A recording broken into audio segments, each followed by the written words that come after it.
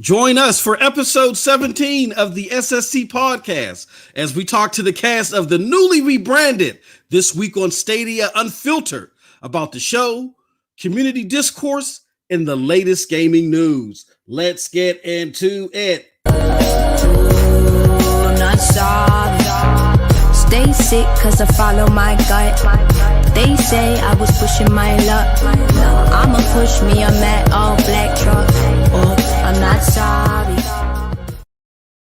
What is up, people? What is up, people? What is up, people? It is your boy MM2K of Stadia Dosage back with another episode of the SSC podcast, episode 17. I want to deeply apologize for the pushback, but there was just so much news, so much other things going on, so much trolling to do on Twitter. No, this was just the best time because I really wanted to get these guys on this week, and thankfully everything was able to work out. With no further ado, because I know why you're here. The chat is filling up faster than ever. Y'all are not here to see me, so let me bring them on with no further ado. First, we're going to start with my homie, Mr. Proper 12 himself, Chase of Stadia Talk. How's it going, my good friend? Hey, quitting time was early today at noon, so I'm good. I see you grinning from ear to ear. All right. Next, we have Hulk Smash, my friend Eddie, Stadia Player One. What is going on, Eddie? What's up, MM2K? What's up, beautiful people? Happy Friday, TGIF. Awesome, awesome. And it would not be This Week on Stadia Unfiltered. See, these guys were trying to be all classy and stuff, but this next guest, he brought the ruckus. That is my good friend, my new friend and my good friend, Mr. Black Kai. What's going on, Kai? Chilling, man. Hanging in there. I wish I would have known that, there was a drink involved. I would have had me a beer. Well, thanks for letting me know, Chase. I appreciate that. And he called me up and he said, dude, if you want the whole cast here, he said, screw those rules that you got there. He said, this is going to be uncensored. I'm drinking. We're doing whatever we want here. I said, okay, Eddie. All right. What are you going to do, my friend? That's all about. Exactly. My good friends are all here, and we're going to talk, like I said in the teaser, we're going to be talking Stadia news. We're going to talk some discourse stuff, right? Because we got to get some things straight. And then we're going to be talking about the salty tears over Serious Sam 4. Don't worry about it. We're going to get to all that. You already made Chase spin his liquor. Oh, Jesus, man. Put it on my tab. Put it on the show's tab. I'm sorry, man. What's going on? But let me shout out everybody that is already here in the chat. Hey, we got Antonio, Alakazam, Club Stadia. Hell yeah. Cap is in the house. The cap. And Yusuf is here. And could you do us all a huge favor? Hit that like button, you know what I'm saying, and share this out. You see that little hunchback arrow at the bottom? It takes you 2 seconds to tweet this out. Let everybody know that we are live. I'm doing it right now. Now, what we want to do is, because we've introduced these other characters to the show already. Eddie and Chase have already been here. Kai's never been here. So we're going to put him in a hot seat. However, we got some, I wanted to say breaking news, Eddie, right? But it's broken news. We got some broken glass on the floor that we're going to sweep up and share with the public right now. And that is, if I can get back to the right screen. There we go. We got a new job posting, a very interesting job posting that is out here. And it is actually from Sega. And let me do this. Sega. Exactly. Sega. Brian is clapping like a baby seal right now.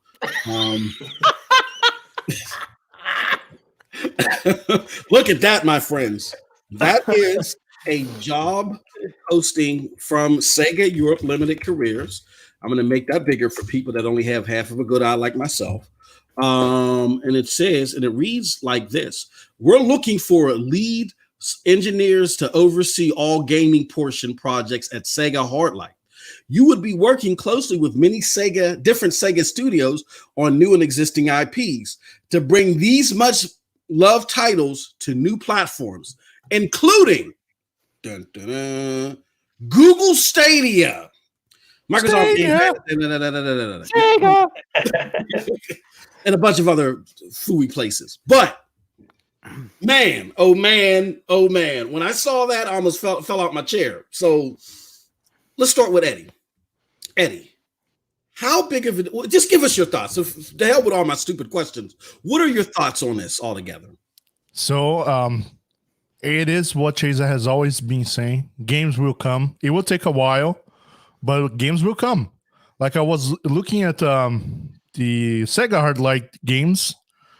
There are all of those Sonic games that people love, but there's not all about it. Like Bayonetta, it's a game on the house. Wow. So we gotta watch and see, because he says here, new IPs, existing IPs, all games, and he says multiple studios. So go ahead, Chase. I see you already. Chomping at the bit. Listen, I mean, the games were never an issue. I mean, I think, before we rebranded we were talking about the podcast, but before we rebranded it, me and Eddie has been one of the torch carriers. I've said the same thing. It's never been an issue of games for me. I knew the games would come. All the things that we've seen that Stadia has faced have all been self-inflicted. It's never been that the outside hasn't been looking at the platform as a potential place to have their games. It's all about exposure. This is a big deal, y'all. It's a big deal. This is a big deal. I'm just going to leave it there. Hey, Kai, what are your thoughts on this? Is this a big deal to you as well, or a nothing? Yeah, no, I think it is a big deal. I think we'll see some, they say new and existing IP. So we might see some stuff that they had back then come up. Some classic stuff. It'll be interesting to see how this all plays out, but I think it is a big deal. I think it's a good deal. Power Stone 2. Baby, let me tell y'all, if they get that game, oh hell. Yeah. I mean, there's just a multitude. I mean, everyone, go ahead. I'm sorry. No, it's just there's a lot of stuff that goes with that. A lot of stuff they can port over to Stadia with that. Yeah, man. Yep.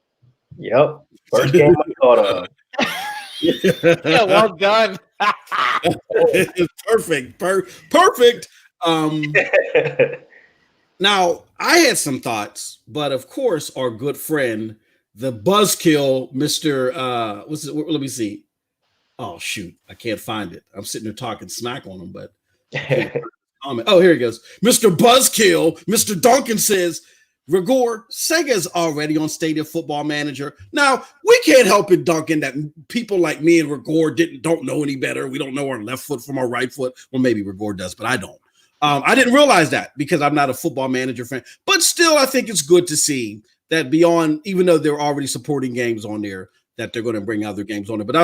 But all jokes aside, that's a great notice from Duncan. To let people know that, Sega's already on board, and this is something that they've probably been in the talks on for a while. It's just great to see it come to fruition in an announcement. So good point by Duncan. Things are moving. That's the more important thing to know. Yeah. That we know that Football Manager was here, and the Sega was already on the logo that we saw back there when they presented.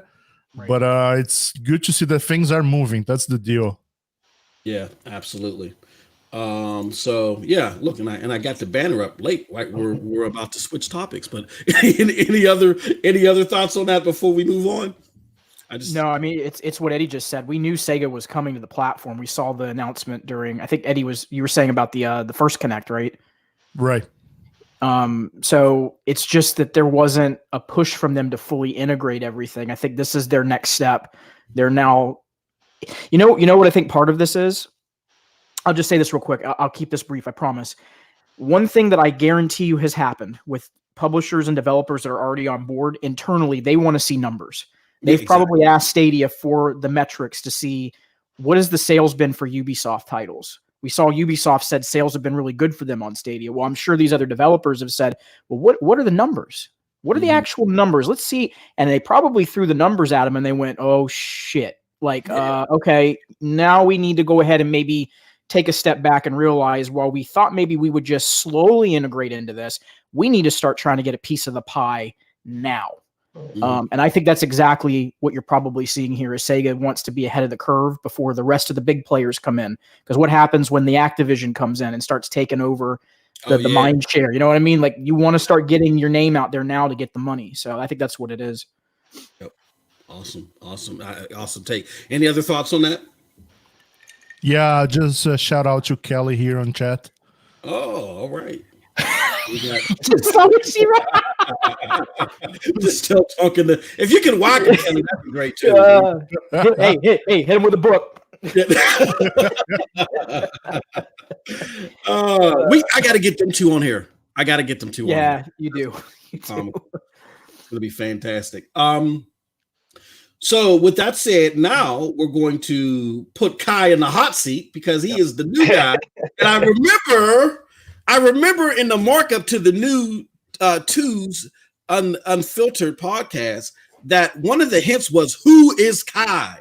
So we're going to ask that. Who is Kai? So let's start, Kai. Let's introduce you to the SSC podcast audience. Let's talk a little bit about what your gaming likes and dislikes. So what got you into gaming from the very start? So what got me into gaming, I was into gaming when I was little, and it's because of my brother. Not my oldest. I have two brothers. My second oldest brother got me into gaming. He was always into gaming. And it's funny because we have two different types of gaming, I guess you could say. Yeah. He plays certain games that I like to look at, but I would never play. So I stuck with Mario and Sonic the Hedgehog, and he would play at Castlevania whenever it was whenever he would go over to a friend's house or Super Castlevania, Echo the Dolphin, stuff like that. And, I would always just watch him play, or if he found like a cheat code or something like that in a game, I would want to know the cheat code, couldn't figure it out. And then I had to call him to come over and help me out with it or something. So it was always just there. And then as I grew older, I just started playing, more and more games. I got really fascinated with the RPG element of games. So, I would say when I got into PlayStation, that was kind of like the start of everything. Like I said before, Grandia, Suikoden 2. One of the first shooter games that I played though on PlayStation was Siphon Filter. That game was dope. That game was ridiculous. Ubisoft, bring it back, please. Yo, they remake that game, man, or just dude. That would be a number one right there.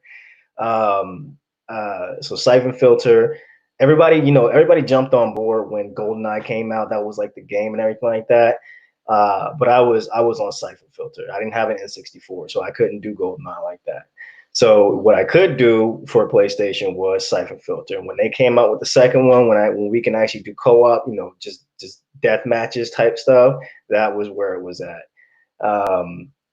It was crazy. And then PlayStation 2, I had my games on PlayStation 2, Kingdom Hearts 2. And even then, I think I had a Siphon Filter on that as well. But it was a lot of stuff. I finally figured out what the game that I was thinking about before. I was talking in another podcast, Champions of Norath, and then the second one, Champion Return to Arms. That was really like the couch co-op game that I played with my friends back in the day. We literally had 4 people. You had the PlayStation 2, and you had the connectors, you can connect the the extensions. the extensions, yeah. Yeah, So you can yeah. have 4 people in a room playing on the same PlayStation. That's So that's what we did, and it was just a whole experience, man. It was awesome. PlayStation 3 came out, and that was a whole experience. Modern Warfare and everything like that. It was just revolutionary. Everything up until now, pretty much has just been just crazy. Just seeing how the evolution of gaming has just become. It's crazy. So what are your favorite systems in your system in your favorite genre? So I would say my favorite system would be the PlayStation. I never was, and I'll probably get a lot of hate for this, but whatever. Never was an Xbox fan. Never was. Oh, this man! Never was I an am man of Xbox culture. never was an Xbox man.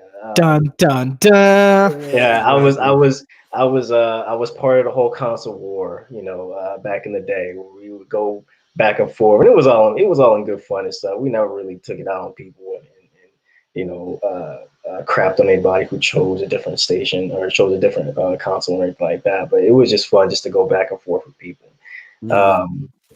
But yeah, PlayStation was definitely my go-to. I had the first, second, third, and fourth. I actually have the second, third in my room in the PlayStation 4. I have 2 PlayStation 4s. One's in the living room and the other one's in my oldest son's room. And then we have a Switch. We have a PlayStation Switch. But yeah, definitely PlayStation was my go-to. And now I have Stadia. So. Awesome.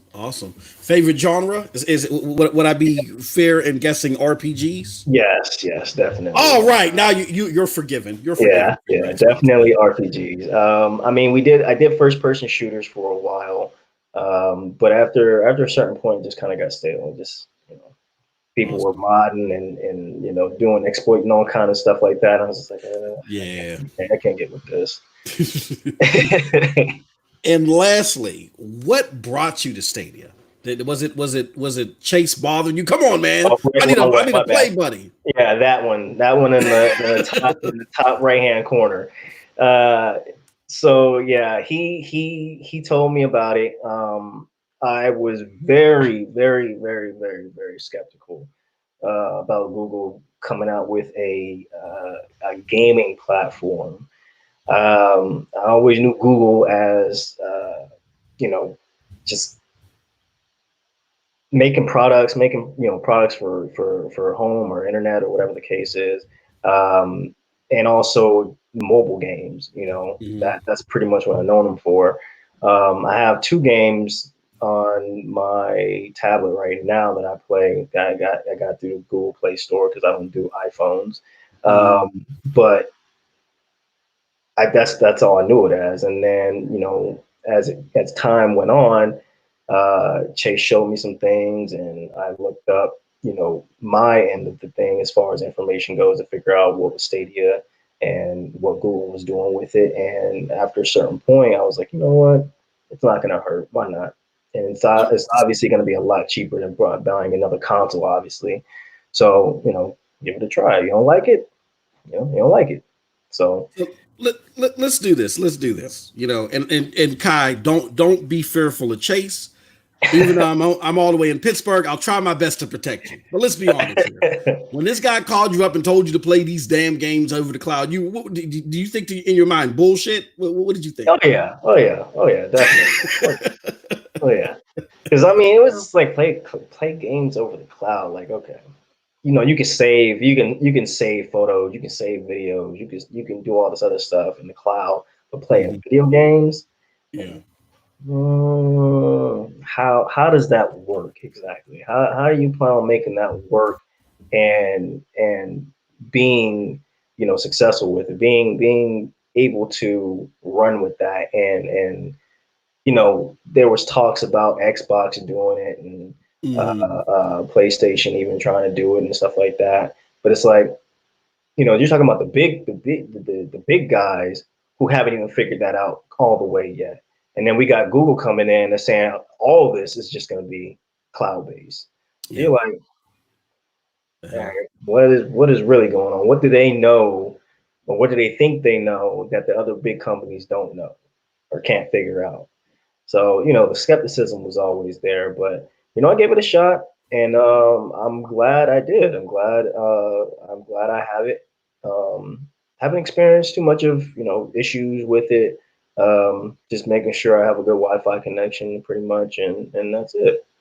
Yep. Awesome. Awesome. All right. So now that you guys know Kai, do you feel comfortable giving your gamer tag out there, or no, not yet? Because I know No, you motherfuckers can't have it. No, you can't have it. he said, "Hell to the no." Yeah, I don't blame you. Nah. Yeah, it's just Black Kai. B there's capital BLAC, capital KAI. That's it. Cool. So hit Kai up if you want to get into some gaming. All right. So you survived that spotlight. Welcome to the SSC family. You are now responsible for, because I often forget the name of my own damn show. When I do forget it, you are now responsible, like Eddie and Chase and everyone else. I will try to remember that. All right. So let's get on to the week of Stadia Unfiltered show. For those of you that don't know, this is a show that used to be this week on Stadia that aired every Saturday around 11 a.m. Eastern, I believe it was. That's right. And so the fine gentlemen that you see here, Eddie and Chase, they said, you know what, we want to do something a little bit more. We want to have a little bit more oomph. And I think the show was already great as it was, but they said we want to do a little bit more oomph.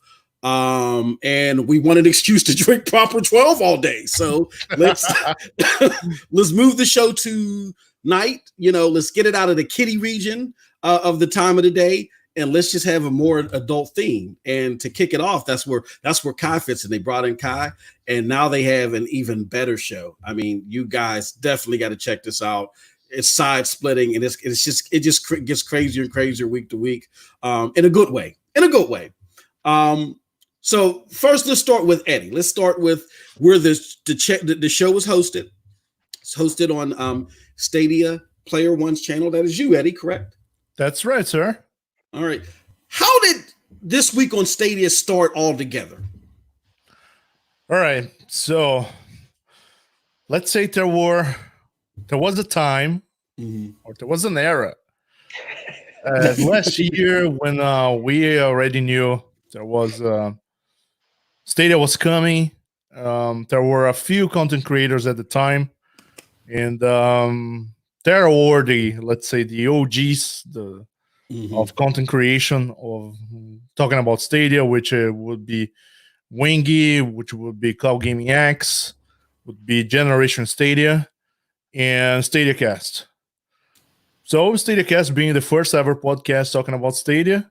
But I think they forgot to talk about some stuff, and I said, you know what, I think we could do something not together. At the time I thought of doing something, and this is exclusive. Actually, I never thought about this, which is the name of the show. Where I got the name of the show from. So I said, okay, I'm gonna be doing something I want to be doing on duos. Then I invited Chase, and the rest is history. But the name of the show, it came out from the platform we love to hate. Oh, Xbox. Oh, you have to explain that, my friend. So I was looking for ideas. Yeah, exactly. I was looking for ideas for the show, and I said, okay, at the beginning, what I want to do is let's talk about what happened on the week regarding Stadia. So I saw that there was a show run by Microsoft themselves, Xbox, called This Week on Xbox, where they presented everything that happened last week. So actually, when we look at the beginning of our show, it was a Sunday night show. So we could go and run everything that happened on the week.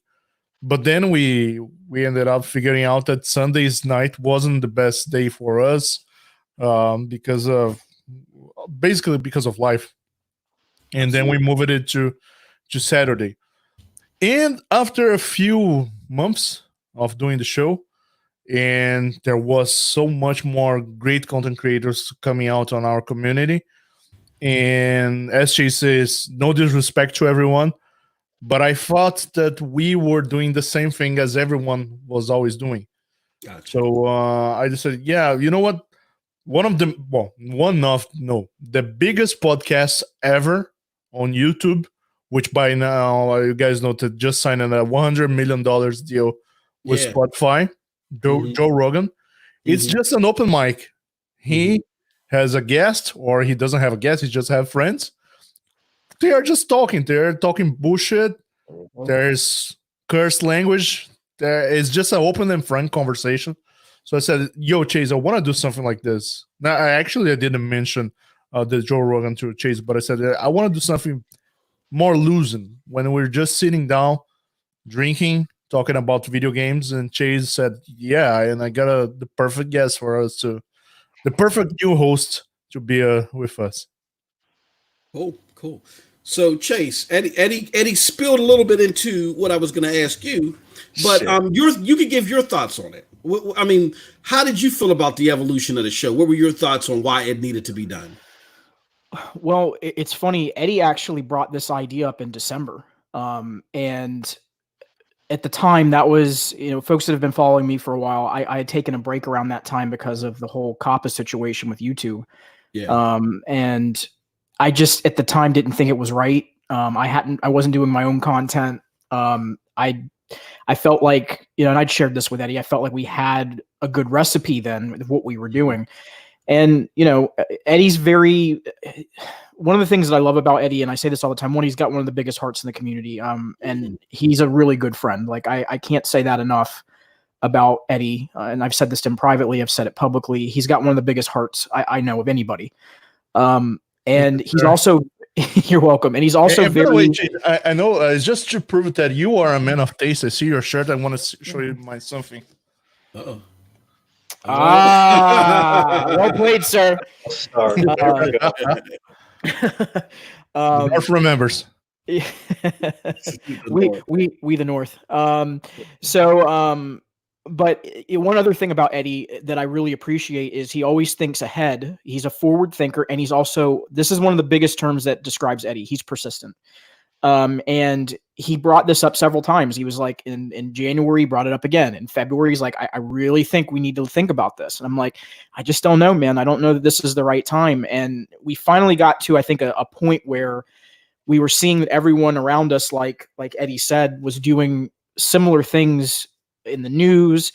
I didn't mention this even on the podcast that I did the other night. And I guess we can talk about that towards the end. But one of the things that Eddie also mentioned, he goes, Chase, you already do content that's kind of similar to this. Like you're going out of your show over to ours. It's basically rehashing the same thing that you already talked about for an hour. It just doesn't make sense. And I was like, you know what? After thinking about it and really, things kind of all fell in line. Eddie was taking a break, with work and everything else. And I was kind of, again, focused on just some different things that were going on with work as well and personal stuff. I really, thought about it, and I talked with my wife about it, and I came back and I said, you know what, Eddie, you're right. We probably do need to do something that's a little bit more adult themed. We probably need to do something that fits more in line with us just being us. Like if you've watched any of those impromptus that I've done where I had Brian on and Eddie on, where we just were shooting the breeze, that's us. Like that's our personality, us just having fun and talking. And I think one of the things that people don't see about me, sadly, is I use a very specific lens with the content that I do. I don't ever let that gamer side or the chase the person out. Like me, Kai knows me, Eddie knows me. They see me on the background, but I don't ever show that out to everybody. So I really realize that, this is the right direction. It's the right way to go. And the rest is history. Eddie said, is there anybody you could think about? Someone that isn't already on a podcast. That was one of the big things he put down. He was like, I don't want someone on that's already on another podcast. And I was like, okay, I respect that. I completely get it.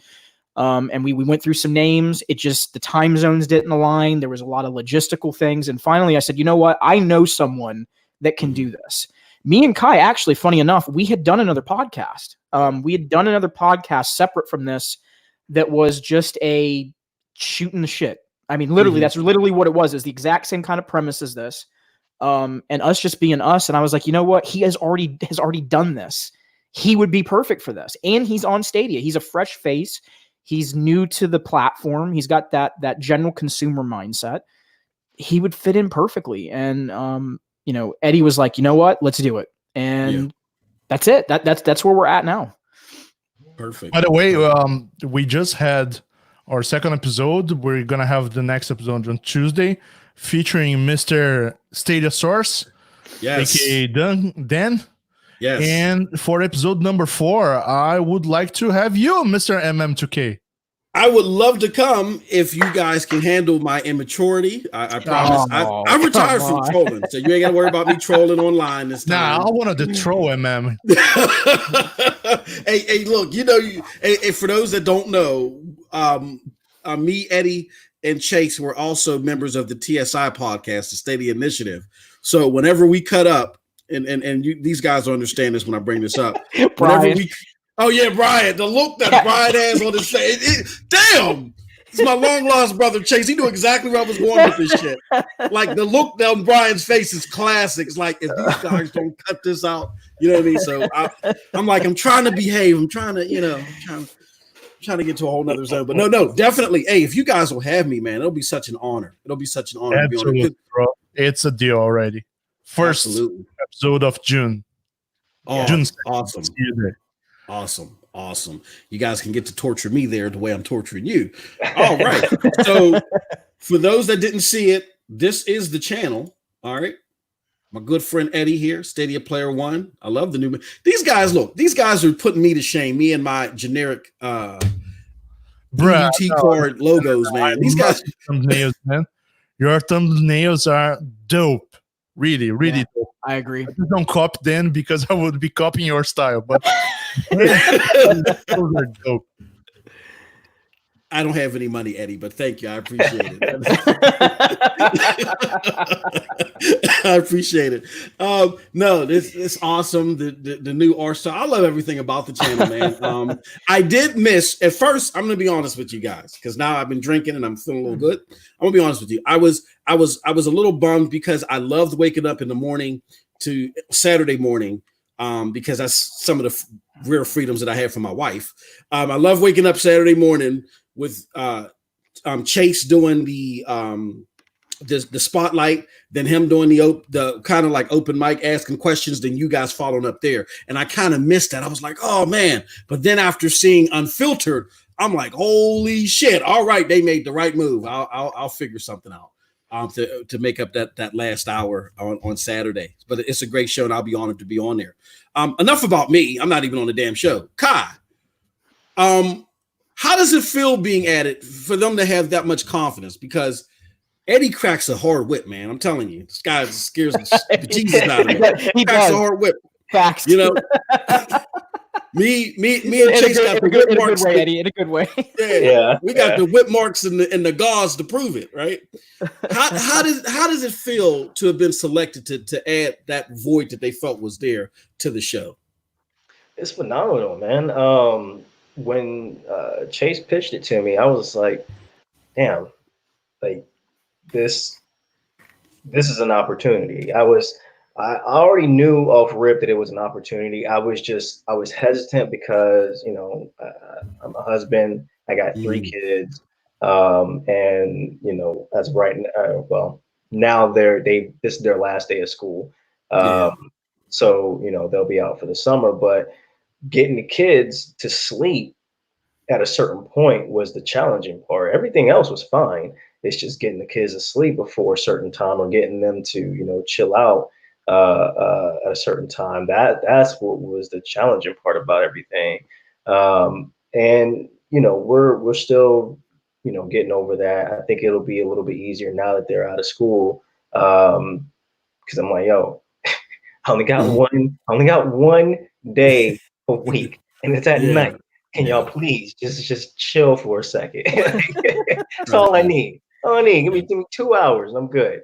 But you know, my wife was supportive about it, and she was like, yeah, you know, if that's what you want to do, then by all means do it. And I was like, yeah, I mean, it's only one day out of the week, and that was it. And I was like, I get to drink beer. I have a reason to drink beer and talk shit. Why not? Yeah, drink beer. Yep. Yeah, talk shit. Why not?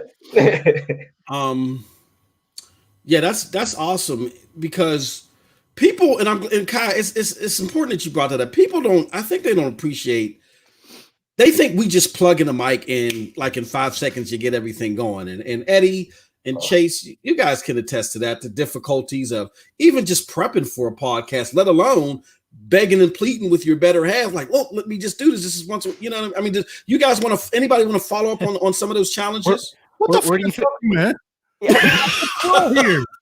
You're looking at us look like a fucking losers or shit. Like, yeah, people watching this, they don't know behind the scenes, but here. He sent like 15 pages. Oh, okay, this is what we're gonna talk about the show. And I was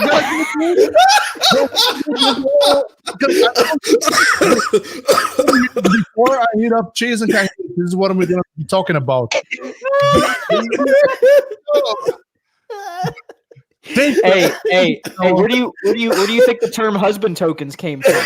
You know what I mean?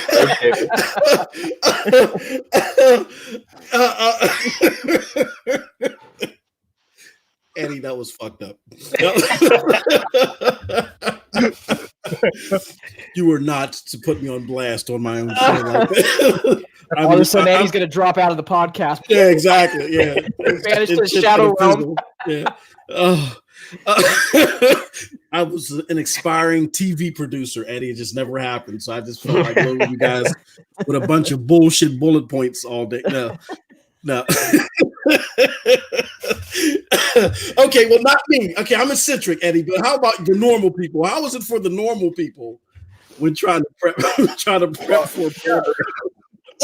Well, right now, because before I do have this urge. Okay, we gotta cover everything that happened during the week. So we gotta be always looking at everything, scavenging all the deeps of the internet.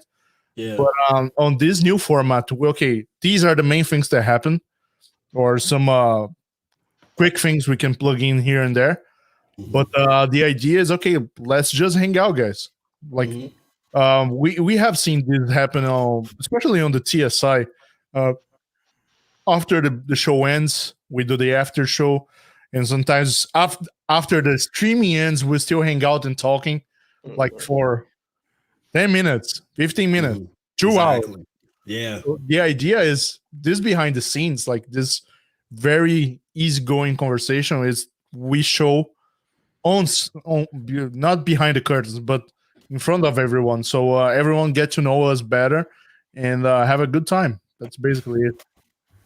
Absolutely. Excellent. All right. Going behind the scenes, Eddie, and whoever else wants to follow up on this, what is the ultimate aim for the show? I mean, you guys talked about an open mic, but what is it that you're ultimately trying to do with the show? I want to be the next Joe Rogan. In a story. In a freaking story. Yeah. God. Nah, I would say that the aim of the show, I'll let Chief handle that one. Yeah. Then I'll correct him. She's just gonna go, oh no, we want to build the community. No, we're just the one that. Yeah, he's gonna cut it and go, hey, shut the fuck up for a second. Let me just make sure that you're being accurate about something, Chase. No, I beards and talking shit. That's Kai would say. Yeah, exactly. No, but no, I think right now the primary focus, we just launched a Patreon 2 days ago. Eddie and I had talked about doing this last year, and the primary purpose for it right now is to put funds back into the podcast. Eddie, y'all, and I know Eddie's not going to want me to say this. I'm going to say it right here, regardless whether he wants me to say it or not. He puts in, y'all, you don't understand the amount of effort, the time, the commitment. His heart and soul is in this podcast, and the amount of time he puts in, it definitely deserves compensation. Like, it deserves for him to get something back to put in the production value of it, to put in new features, to put in maybe new equipment. Like, it deserves that type of attention. So we had talked about this last year, and that was the primary thing. So right now, I think we're at a kind of a place where it's a place where anyone can stop in. 18 plus, very important. You must be 18 plus. So you must be a mature age. So not anyone, 18 plus, but it is for folks to just come sit down, have a drink, have a conversation with us, like just shooting the breeze, just talking shit and just talking about gaming. I mean, I think that's the one thing, again, that Eddie really did a good job of kind of convincing me, is that, you know, and I hate using my example, but I think it's the best one, is, again, I do these things that I do on my channel so much from a business lens, analytical, you know, the honest, the integrity, and that's never going to change. That's always going to be like that. But who is Chase the gamer? Who is Chase the person? Who is Eddie the person? Who is Kai the person? Who are we behind the scenes? That curtain is pulled back. There is no block other than being 18 plus. The Patreon, again, is just to help support the efforts that Eddie is doing. There is now a bonus podcast that we're doing. We're doing 2 of those a month. Again, a little bit more behind the scenes. So, yeah, I think it's a great idea. And again, I think it's great for people just to be able to come out on a Tuesday night, have a drink, kick back, talk with us. We're going to shoot the shit. You're going to shoot the shit. Everyone's going to shoot the shit. Everyone's going to have fun. There you go. That's what the aim is. Absolutely. I approve this message. and don't dare try to be organized or ask for any notes, because Eddie's gonna put your shit all over platinum. Eddie 2021. There you go. Eddie came to me this morning and said, "What the fuck is this, man?" He said, "Am I practicing for Hamlet? Am I auditioning for Hamlet? What the hell is this shit?" I said, "Eddie, I'm sorry, man. I like lose track easily. You should have heard me, man. I'm like scared. You're like, what the fuck is this? I didn't come here for this." I told you guys this was TWoS rules, man. I'm sorry. Unfiltered. But let me say something. One thing that I try. Sorry, I always try to do. It's have a very good production, especially because like. The new episode we posted on anchor.fm/TWoS on Wednesday morning. So it has been 2 days. Mm-hmm. And in these 2 days, we got already 54 listeners. And awesome. So these 54 listeners, it's across Spotify, Apple Podcasts, Google Podcasts. So there are people who listen to this shit over headphones. Like they put it on their headphones and they listen with a good production quality, and that's the main goal. So the main goal first is, one, let's get a good product to these listeners, and that's why every single penny that we make on this will be always trying to improve the quality of the show. Like Chase needs a new pop filter. Kai, we can get in a new Yeti as well. Oh, yeah.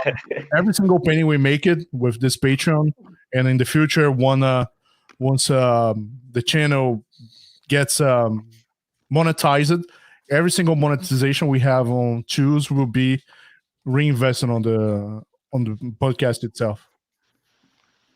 Absolutely. Yeah, because people don't understand how in depth you can get the charges can rack up just giving a halfway decent production value. And Eddie, you everyone does. You guys do a good job, excellent job, really, at the production value. I remember seeing the first episode, and I'm like, holy shit!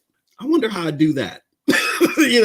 Just seeing how you did the transitions, and then just knowing how you did it a little bit. I said, wow, man, these guys are good. Well, I want to give a quick shout out to my wife. I was just getting ready to say that. Oh yeah, looking for the kid who just woke up, but she does all the graphic designs for me, all the intro and awesome, animation. So baby, love you. Awesome. Chase kind of talked. You already guys talked about what type of guests that you plan to have on, but Chase, did you want to elaborate on that a little bit more? What type of people you plan on bringing onto the show? Yeah, well, I think occasionally, and this is still kind of up in the air because it all depends on his schedule, but you'll see Ashes to Ashes on there periodically. Awesome. Eddie had already kind of, me and him had talked about it and identified when he's available, we'll have him on. And, there'll be times that we may just have the three of us, and it'll just kind of vary. And I think we'll also have times where we have content creators on from the community. And I think the reason behind that, again, is we don't always get to just let loose and just be us, the gamer, or us, the person. And I think that's important, that people get to see the other side, that we are, one thing, that I think is big for me. And I know we joke about this all the time. We all have these funny names and we joke around, but we are, even though we put our faces in front of the camera, we're human. Mm-hmm. We are human beings first. We bleed the same. We have the same emotions. We deal with the same things, and that's not to diminish anyone that's viewing or listening right now, because everyone that's viewing and listening, you know how I am about that. You are the lifeblood of this community. Like, we can't do what we do without the viewers and the listeners. And they're going through the same challenges that we are. And I think that's something that helps, is you get to see the human side of us, and not just, hey, it's focusing just on this lens or just on this. It's, hey, here's a place where you can come to, again, just to kick back, have some fun, talk about things, shoot the breeze. And it'll be interesting, I think, to see, the different sides of some of the content creators in our community too. I think that's going to be fun. Awesome. Now, Kai, from what I understand, this is just a rumor that I'm hearing here, but from what I understand, intoxication is a must when you're on the panel or when you're watching. So, being that may be the case, what is your beverage of choice when having to deal with these two crazy two? I wouldn't say it's a must, but it's definitely nice to have. But no, my beverage of choice is definitely beer. I did liquor for a little bit. It was like a swap, honestly, because Chase did like he said, he did liquor before. Then he went to beer. Had to stop with beer because of some issues, and now he's back with his liquor. Me, pretty much the same thing. I had it was kind of flip flop. I had liquor, did beer every once in a while, but it wasn't like anything crazy. After a while, I was like, I can't do liquor no more. It was just too much. Once I stopped with the liquor, I went straight on craft beer, and that's what it's been ever since. It's easy to just get in and just I can pour up, chill, lay back, have me a beer and just relax. So I never really had that with liquor. It was more like, this is good, but I'm gonna keep pouring type stuff. Oh, you're a beer man. Yeah. You don't say, huh? Wow, yeah. Look at that, man. Yeah, that was a share. That was a beer share we had a long time ago. Hey, yeah. By yourself, right? Say what now? A single afternoon alone by yourself. Single podcast. Yeah. Get the kids out, the wife out. Yeah, that'll probably be me one afternoon. No, I had to do that because when we were messaging each other, I said, "Holy shit, that looks like me back in my heyday," I have a thimble of alcohol. I'm ready to pass out. No, awesome. So now, as we wind down, introducing everybody to the podcast, a phenomenal podcast. Again, let's give everybody the last bit of tidbits and notes that they need to keep mind of. First and foremost, Eddie, can you talk to us about the Patreon? Yes. So Patreon, we set up this Patreon 2 days ago, Chase? Wednesday, yeah. Yeah. So on Wednesday, we decided that we had this conversation. We decided to set up the Patreon. And we set up with three tiers. One tier starting at $2 when you are a fan of This Week on Stadia. We will thank you forever. And your name will be at the beginning of our show. And then you are part of the Stadia fam, because you're family. And we will give you a special shout out and a $6 per month and you get two all of the set before, and two at least episodes per month of the special podcasts, which Chase did his first one yesterday, so it's available already, a 38 minutes episode, and I believe we will have another one next week. And by the way, guys, I don't know if anyone here watching uses Patreon or not, supports a creator or not. It's up to you, of course. But if you are using Patreon to support any creator, I strongly suggest you to install the application they have for smartphones, either Android or iPhones. There's an app which is much easier to either get content from the creators or listen to podcasts, watch videos, watch stories.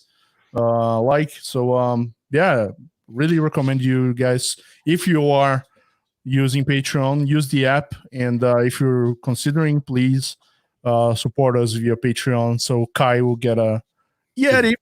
Yeti. And any other thoughts on the Patreon, Chase? No, I mean, like I said, I think the whole reason that we launched it, again, was to put back into the production value of the podcast. And I said this on the special, this is like a little sneak peek on the special podcast I recorded, is that if we do make any changes, if the podcast grows down the line and we adjust anything as far as where that support is going, we will be transparent. We're going to let you know exactly what's happening, what we're doing.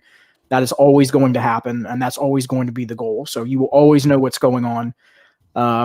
So yeah, I think I think one other thing too is we tried to find a balance, because, there's a lot of, God, I got to be careful how I say this, because I don't want to I'm not being disrespectful to anybody when I say this either. Not everyone has $15, $20, $30, $40 to spend. And we tried to find a way to find a balance where it wasn't super cost intensive, where if someone could give a little bit, they could. If they wanted to give to the highest amount, it would still be within a reasonable price range. So we tried to make sure that we did something that was, it made economical sense for everybody. And hopefully we've achieved that. I hope, at least. I think we have. No, I, for one, immediately upon seeing the price tiers, I became a boss. On one, because I didn't want Eddie kicking my ass, but for two, because no, these guys do phenomenal work. I owe so much to both Chase and Eddie for the support that they've given. Look, guys, no, all bullshit aside. This ain't the alcohol talking. Okay, I'm not going to start crying. No, but seriously, from all the support that you guys have given, you guys have helped Stadia Dosage grow, just from having me on the shows, from retweeting, all the other stuff, and the stuff that you guys have done for the community.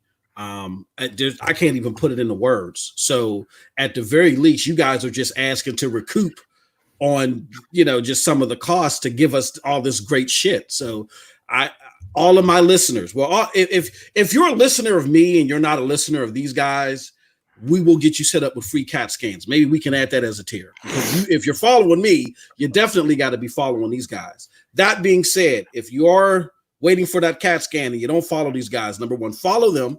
Number two, I urge you to please sign up to the Patreon, because these guys do fantastic stuff. I mean, just from the news that they're getting. Eddie's got a Crata interview coming up next week, right, Eddie? Right, next Thursday. It's going to be very early for people in North America. Don't crack it. But you can. Shit. There he goes. I knew it. I knew when he turned the camera off, there was a beer can involved. There she blows. Yep. What is that? Is that a New England IPA? Is that an NE? Is that an NE? What is it? So it's called. Hold on. Give me a second. It's an IPA. Yeah. It's called. Look. Oh, it's from Equilibrium. Yep. Oh shit. Oh God, it's such a good brewery. It's such a good brewery. Oh, is it a DDH? What is it, my man? You got to tell us. It's a double. It's not a DDH. It's just a double. All right. 8.5. Check out the glass, though. Look at that. Look at that. It says BPLB. Black people love beer. Don't believe the rumors. Black people love beer. I love it. Or brown people love beer. Hold on. The shirt too. You got the shirt too. Yeah. Oh shit. Oh. Yeah. So No, and having Kyle on just from the limited time that I've talked to him, he's a great guy. And Chase has said nothing but wonderful things about you, Kai, you know, behind the scenes. He may talk shit on you on camera, but no, he says great things about you behind the scenes. And the synergy of this crew, I think you really do add to the synergy, and you are going to help propel the show to where they want it to be. So because these guys are giving you great entertainment, look at that. What the hell is that? What the hell, the $100 alcohol are you pouring there? It's a Canadian club, Canadian stuff. Let me tell you guys a real funny story about we're all getting intoxicated and probably gonna get banned off of YouTube. No, you don't get. By the way, I'm sorry to interrupt you. I didn't start drinking yet. Cheers. Cheers.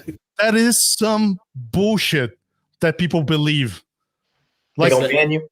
Like Joe Rogan, he drinks, he smokes pot, and he curses on his podcast. And now he's gonna get $100 million to do this, but yeah, absolutely. He doesn't get any demonetization on YouTube and anything. Yeah, some of the fear mongering. You know, I mean, I get it. I think some of the demonetization that's happening is opposite of some of the things that people are saying. Some of it isn't cool, but yeah, I think there's a lot of fear mongering. Hey, hold on. MM, you gotta share this real quick, because when Eddie started pouring that Canadian club, this is the first thing that came to my mind was this right here. Oh shit! Hold on. hold on.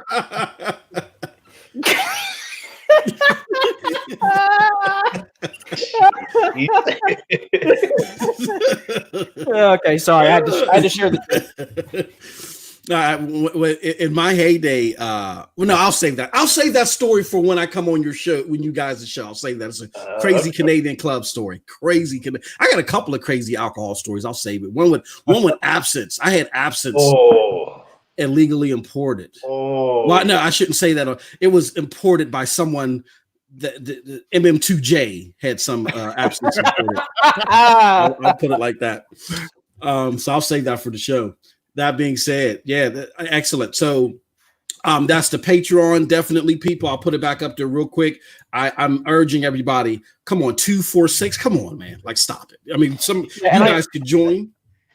And I just want to reiterate again, and I was trying to be super careful of how I said that previous statement. We have some amazing podcasts out in this community, and I know everyone is choosing to go with different options. I was trying not to say it to where it came across as being like demonizing somebody or that someone takes it the wrong way or out of context. It's just, we tried to be mindful of people's wallets and being economical and trying to find a happy balance. And that's why we chose these tiers the way that we did. Mm-hmm. Absolutely. But no, I think they're more than reasonable. Great tiers, and the amount of content and stuff that you get from these guys, the quality of content too, it goes a long way. So definitely sign up. I dropped the link to the Patreon in the chat. Our good friend Projekt Storm said, "Cheers to Finland." All right. Projekt said about the creator guys. Yeah, I haven't finished, but yeah, guys, next Thursday you can tune in 9 a.m. at Eastern time. I'm going to be doing the interview with them, but you always can look back because I got some interesting questions already lined up. And it's one of the guys who always runs the demos and stuff on Creator.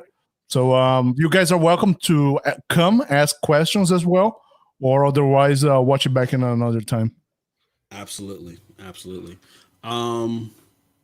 Chase, can you give us any previews for the next show? I think Eddie did, but anything that Eddie missed? Oh, we lost Kai. I don't know what happened. Kai. Uh-oh. Kai said, enough with this shit. I'm going to go drink by myself. I think maybe he might have. He might just have what's done. So you were saying in regards to the show next Tuesday? Yeah, show coming up next Tuesday. Any additional information for the show next Tuesday? No, I mean, we're just going to have Dan on. As far as, it'll be funny because Dan is always Dan from Stadia Source. So yeah. Kind of cool to see Dan, loosen up a little bit. He actually had the wife beater on the other day when we were on over on my pod. It was funny. I peeped it. Yeah, he was kind of flexing a little bit when he came in. No, we'll just probably talk about, Eddie does a good job of, he kind of just looks at what's happened during the week and says, hey, you guys want to talk about this? Do you want to throw this in? We'll do that. And then we'll talk to Dan and get his insights and see where Dan's, thoughts are, get to know Dan a little bit. And that's basically going to be the pod. Nothing super formal. It's just us talking, it's just a conversation. And lastly, Kai, I know we're getting on your nerves, and he's like, I want to drink this beer. I just want to drink this beer in comfort. Nope. He's like, I'm shutting this shit down. Y'all ain't gonna do none of this. Okay, before we move on to the next topic, Kai, please, can you remind us what time we can view the show and where we can view the show? So it is Tuesdays at 8:30 p.m. and you can check it out on Eddie's channel. I'm always pointing the wrong way. I'm like, what? Eddie, there you go. You can't see my head. There you go. Eddie's channel. Let me get this right. Stadia Player 1, right? There you go. There you go. I'm trying to remember names. It's just like, put it up there. Make sure I got it. Yeah, and Eastern Daylight Time. Don't forget. Yeah, Eastern. Yes. EST, Eastern Daylight Time. Please. Awesome. Motherfucker said Eastern Daylight Time. It's EST. EST. Yes. Certain things I just say, and I'm just like, yeah, they'll catch on. That double, he's already feeling good. He's like, man, listen. He was typing so fast, he knocked his ass out of the damn. Yeah, exactly. There you go. There you go. Knocked out the whole generator for the next 3 blocks, man. Hey, you want some more of that? You want some electricity shutting down entertainment? Check these guys out. TWoS Unfiltered. All right. Excellent, guys. All right, so now we're going to move on to the gaming news. We had so much fun. Well, there's something that I want to cover before we get into the gaming news. I know we had fun. I know here comes the buzzkill, right? Here comes it. Yeah, like. No, we can make this fun. We can make this fun. Yeah, we can. We can. You're right. You're right, Kyle. Okay, so here's what happened, guys. Well, you know what? Before we get into that, let me just check out our comments a little bit. Antonio said, as long as Kai got his beer, he's good. Oh, I'm learning, man. I'm learning, Antonio. You got it, bruh. You got it. Ellison said, I'm here to attend the Church of Dosage. Hey, look, I'm going to have to repent for my sins after this show. So please bear with me. My homie Bippity Bop. What's going on, Bippity? What's up, everybody? Had a good time chatting it up with Bippity Bop on the homie 6'4". Hey, he is the Pope. I mean, good. Yeah. We gotta keep it right. The Pope has sinned. I have said this show, man. Who else we got? We got Regorseness. He says I always use headphones. We were talking about with the audio podcast, definitely. And Knuckles, big up to Knuckles. He said you guys are dope. They sure are dope, man. Definitely check them out. 2 days. Appreciate it. All right. And Low Land Prophet said salute Stadia is 100. All right. So here's what I want to do, guys. I want to talk a little bit about discourse. Right. We hear Chase talk about it all the time. Big up to my homie Xavier Bay, follow Broadband Bully Brethren. He says, hell Stadia. That's right, man. They can make fun of us all they want over there, baby. We know the real deal. My homie Xavier Bay. All right. So I'm going to talk about discourse. The other day, we had a couple of stories. First and foremost, we had the story about Mafia 3. And then we have a story that we're going to touch on later about Serious Sam 4 and exclusives. And I think that these 2 stories were great because they helped show the diversity in the community. And they were big discussions as of late as it relates to Stadia stuff. One the conversation was centered around communication and marketing. And of course, the other one was centered around exclusives. Everyone has had a serious and heartfelt opinion on this. And I think they were coming from a place of being genuine about this. Nobody was trying to make something up or just say something for the sake of argument. They really felt the arguments that they came from, me included, and everybody on this panel that had an opinion on so. And it's important for us in this community to do that because what we try to do is we try to give everyone good information so everyone can make an informed purchasing decision. Like Chase always says, it's not our job to tell you what to buy. We just want to put everything on the table so you know what your options are. But I have to admit, and God bless you, Kai, if you can make this sound fun, because people might be upset when I say this, but it's the truth. This past week, I think we fell short of that mark as far as a community. People on this panel and people elsewhere have been told pretty much be silent because their views were different. And before I even get into my further lambasting about that, I want to get you guys' opinions on this, on the fact that the community was acting like this simply because, and I'll just put it out there. Let me just put it out there.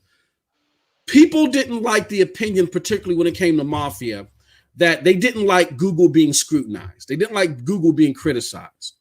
And I think that I felt a certain way about that because I remember way back when, Chase, when the whole Doom 4K came about and you were trying to speak, clarity to reason. And you said, hey, look, guys, I don't feel too bad about Google's interaction in this. He said, we're getting too much in the P's and the K's talking about 4K.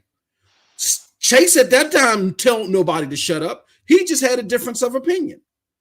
So now that he's on the opposite side of the fence, or him and others are on the opposite side of the fence, where they feel like that this is something that Google needs to pay close attention to, he's being told to shut up. I don't know how I'll get into how I feel about that. But Chase, do you want to elaborate on this first? I mean, at this point for me, I've kind of just, I had a couple DMs about it. I let it go. In my younger years, I probably would have said something back, but I always just have the mindset that people write things and then later on they tend to go back and look at them and realize maybe I shouldn't have said that. And I know people are have their own frustrations and their own views. And I think one of the things that I'm going to put my Stadia Talk hat back on for a second is one of the things that I think is difficult is people. We're human, and we are set in our ways. We're set in how we look at things. And I think this is the thing that I think it is, MM. And I had this kind of epiphany today when I was thinking through some things and I was reading through your notes. We are so ingrained in toxicity when it comes to gaming that the only thing we know is it's either good or it's either bad. There is no in between. There is no both. You can't hold two things equally. Yeah. It's either bad and you just got to run with everything's bad, or it's good and you just got to run everything's great and everything's unicorns and rainbows. And for me, that's not my mentality. And I'll tell you right now for a fact that sure as hell ain't Kai's mentality. And I know for a fact that ain't Eddie's mentality. Yeah. I am always down the middle on things. I talk about things when they're good. I talk about things when they're bad. I talk about both because we have to talk about both. We can't be, again, MM, you say all the time about we can't be in this hive mentality or this siloed mentality. The solo silo is the way I would call it. You have to be able to hold both things equally, and we can walk and chew gum at the same time. And I think that is where I notice when I put content out, and I expect this. I've seen it over the months, and I know that this is just how it is, and why I try to really, again, bring us back to that place of, look, discourse is healthy. I don't know where the negativity came in that term. It's not negative. When you talk about things, you learn. But I've gotten all kinds of communication, when I've put out a video that was more positive about Stadia, it's, well, you're just a Stadia stan. Then when it's, hey, this isn't something good and they need to be aware about this, it's, oh, well, you're hating on the platform. They're doing everything great. And it's like, yeah, they are doing things great. But we can't just be about positivity all the time on them if there's something that needs to be addressed. Like, that's how things fall short. Like Xbox, I hate using this example, but when they first came into the marketplace, one of the reasons they struggled is because what? They focused on the hardcore gaming demographic. They were selling that platform like it was the next coming of Jesus. And I'm sorry, I know I'm putting it like that, but the reason I'm saying it like that is they were trying to make it out like it was the PC killer. And then the reality came out that it was too expensive to put together. They had to drop the cost on it to try to sell more units. And then they had to try to shift their marketing focus to a broader purchasing demographic.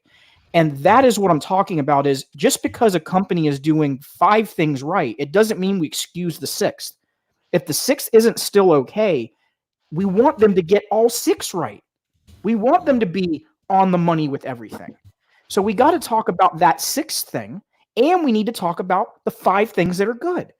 And I think that's where I think the struggle comes in of, Well, the 5 things outweigh the 1. No, they don't. They don't, in my opinion. It's still something that's got to be talked about.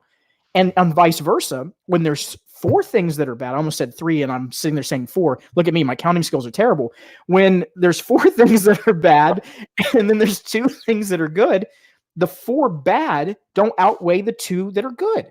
You still got to talk about the 2 good things. So it goes both ways. And I think that's where we got to get to, in my opinion. This is just my personal belief in this community, is we have to be able to call things down the middle and keep it a buck. We got to keep it 100. And if we can't do that, then we will lose what we have. And one of the things that we have, is a community that is honest, a community that has amazing discourse, and a community that is respectful of one another. We are the stewards of that, all of us. It isn't just one person. We're all the stewards of that. And the moment we let that slip, we lose what is near and dear to our heart. And I don't think we want to see that. I don't think we're at that place, But if that were to continue for months on end, yes, what you see today will no longer exist. It will not be the reality. It will be just like the PlayStation forums. It'll be just like the Xbox forums. It'll be just like the Switch forums. So if that's what people want, look, I can't tell people what to do. That's not my place. But I can try to sound the alarm and say, if you want us to be different, be the difference. Hashtag, put that out on Twitter today.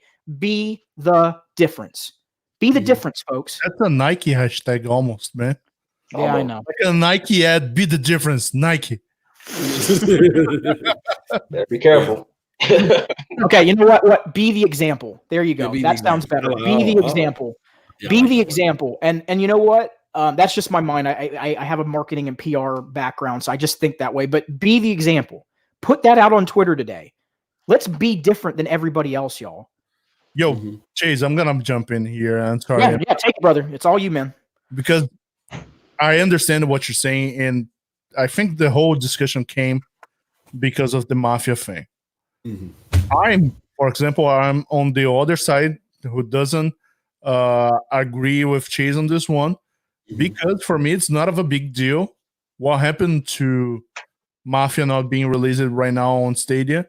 And 2 out of the it's a trilogy, but 2 titles right now are available on Xbox and on PlayStation. Why? For me, this isn't too much of a big deal.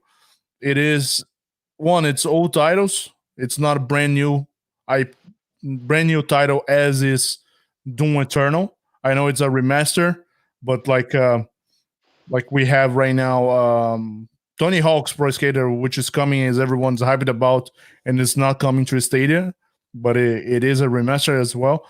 But the thing is, for me, Mafia is not that big of IP for us to make a huge noise that Mafia is not coming right now to Stadia. It is coming to the future.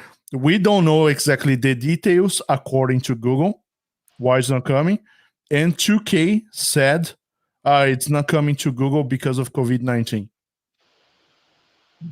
Chase, I think, correct me here, Chase, but you said it's, okay, 2K said their 2 cents. You see what I did there? 2K, 2 cents?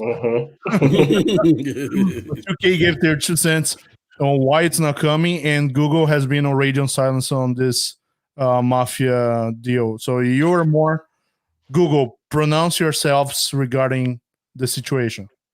Well, because it had happened before, and my concern isn't about Mafia being delayed, and I wanted to make sure to throw that in there. I don't care that this game's delayed, by the way. That doesn't bother me. Like, that happens all the time. That's not a big deal.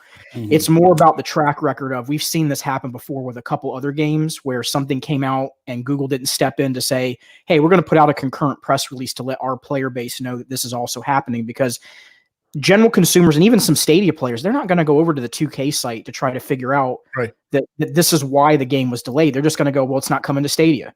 And that's the only narrative that's going to exist. It's not going to be because of the COVID situation. And then you add in, which is where me and Eddie slightly agreed, was in regards to the logos not being there. I think that's been just more of an issue of inconsistency, because we've seen it on Serious Sam, which, again, we got to be honest about that. That was a good thing, but we didn't see it on the Mafia trailer. So, you know, for me, I think that's what it is. It's not about Mafia itself. I don't really care that the game's delayed. It's just, it was the game that broke the straw, you know, the term, the straw that broke the camel's back. It was the game that just happened to be that game. And to the credit of what was presenting, Eddie, is me and Eddie, even though we didn't agree on it, we didn't bash each other. We had respectful conversation about this back and forth. And I always respect the hell out of Eddie because well, this time around, this is just a throwback. We used to have a segment called the final round when we wouldn't agree with something, we would spend 5 minutes discussing on that something and showing different point of views, which it's great. Always, it's great. Yeah, exactly. And you know what? Maybe because I want to add to that. Maybe we need to bring that back and maybe more podcasts. I mean, I know we talked about podcasts not doing the same thing, and that's what spawned the unfiltered version. And it's great. It's a great, and I think a better show because of that. But maybe there is something, Eddie, that we could all learn from what you guys were doing. Maybe we all need to bring that back because I don't want to see the community get to where, like Chase said, the PlayStation and the Xbox, just because we agree, we got to be disagreeable. You know what I mean? Right. So what are your thoughts on that? Even though you don't agree with Chase and I'm more in the lines with you, I think it was important for Chase to voice his opinion. I mean, you know, what are your thoughts on that? I completely agree because he was voicing his opinion because there were people in the community feeling the same way as him. So it's absolutely okay if he goes and voice his opinion on this. What is not okay if it is he voices his opinion, people say Chase is not right. Mm-hmm. He is right on his point of view. Yeah. There are different point of views. So he has a opinion on something. And I have a different opinion on something. There's no right or wrong.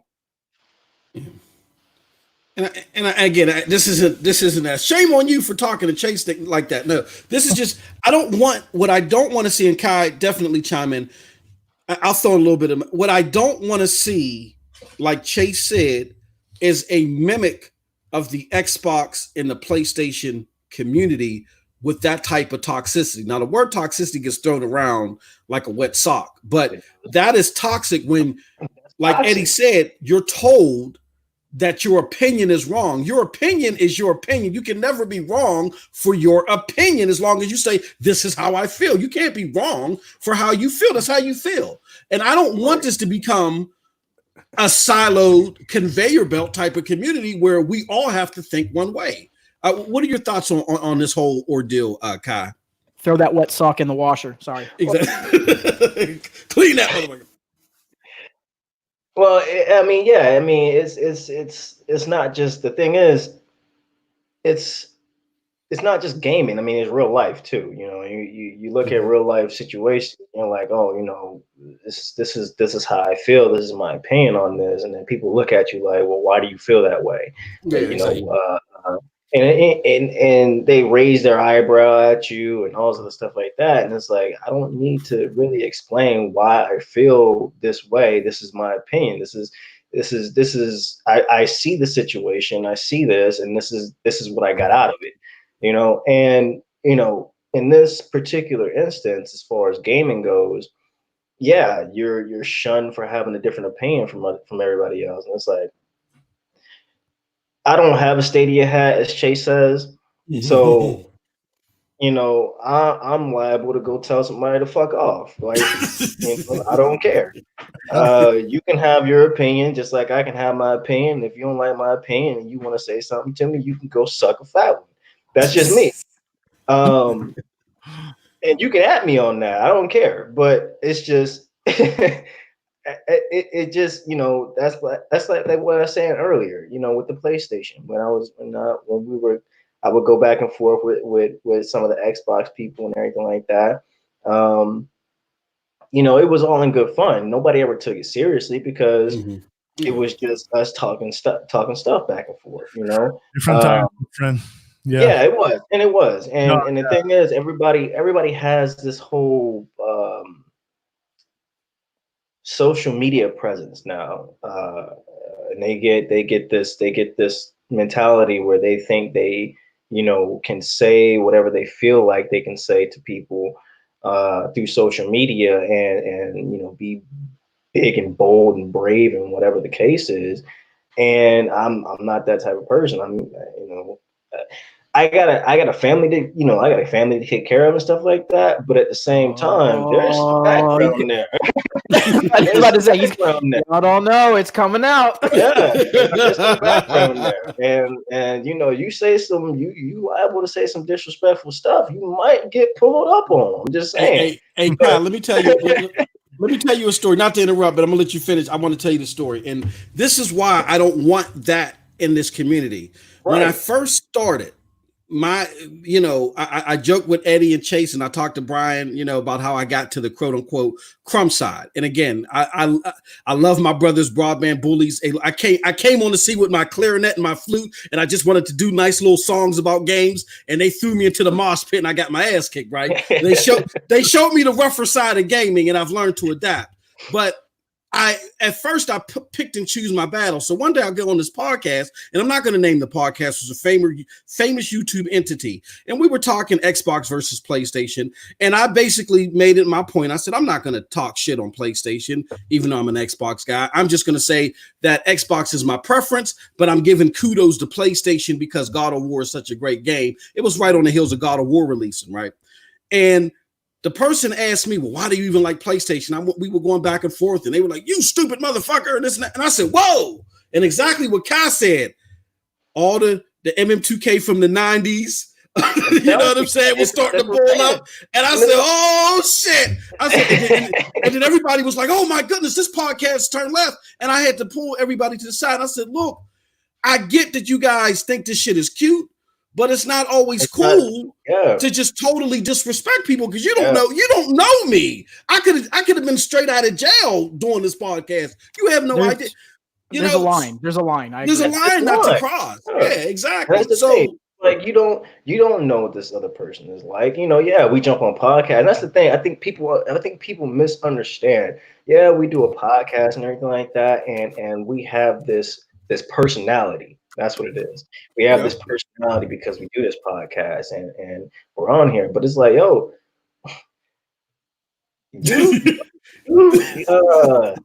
motherfucker, you might want to take a step back, for real, because you might not want to cross that line. Yeah, what did Luda say? Step back, but yeah. You don't know me like that. Get back, motherfucker. You don't know me. Hey, look, man. Then I had to call, and I felt bad after the podcast because I said, damn, I haven't reacted to like that in a while. And then I said, because I'm normally a patient person. And then I said, wow, man, there was a lot of toxic garbage being spewed out here in this community. And then it really started. It was like a chink in the armor to really say to me, you know what, this console war stuff sometimes gets too much. You know what? And I just remember something. I will let you go, Jason, right after.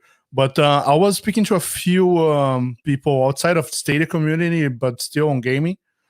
And mostly they said, we jump out of YouTube and went to Twitch because Twitch is less toxic than YouTube. So I think it's in general, like all the communities except our one here that we see, we're founding this shit. But everywhere else, it's over YouTube at least. People say it's very, very toxic. Yeah, I mean, it's one of those things, man.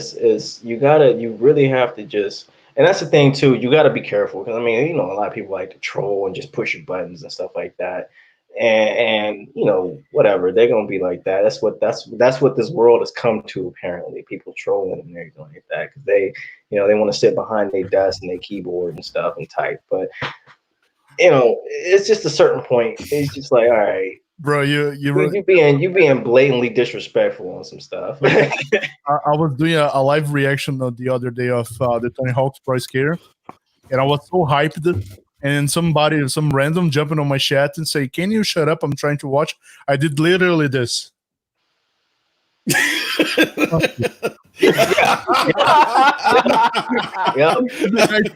Interacting. Yep. Yep. Well, you know the one thing for me where I draw the line, and I've talked about this before, is the one thing that is it's my red line, and it's always been my red line. And Kai knows this about me. When people come for my character, he knows where I'm about to go with this. That's it, man. You're done. I will go the off on you, and I will. I mean, I don't care. I don't care who it is. It doesn't matter if it's my aunt, my cousin, the person down the street. Nobody's special in that endeavor. You will not come at my name. And it's because of how I was raised. My dad told me, look, your name is the only currency you've got in life. You got it. And once you see, because Kai knows, man, it's a mentality thing. Once that is taken from you, you don't have anything. You don't have anything. And it's like where I grew up, the background that I have, like that meant a lot. And when someone came for your name or they came for your mom, like they said something about your mom, that was it. That was when you were getting hands. Straight up, you were getting hands. You were catching hands on something. So it's like, no, but it's just that is a no-go with me. And anytime someone has crossed that line with me, it's always ended in me telling them, you better fucking step, because you don't realize that you stepped to me, and you better own the fact that you stepped to me. And that ain't cool. I don't tolerate that fuck shit. I don't tolerate it. Don't tolerate it. You better get stepping. I don't want to. And then usually the next step with me is, if you don't want to, own up to the fact that that's what happened, that's fine if you were naive to it. But if you don't want to own up to it, I'm done with your ass. Yeah.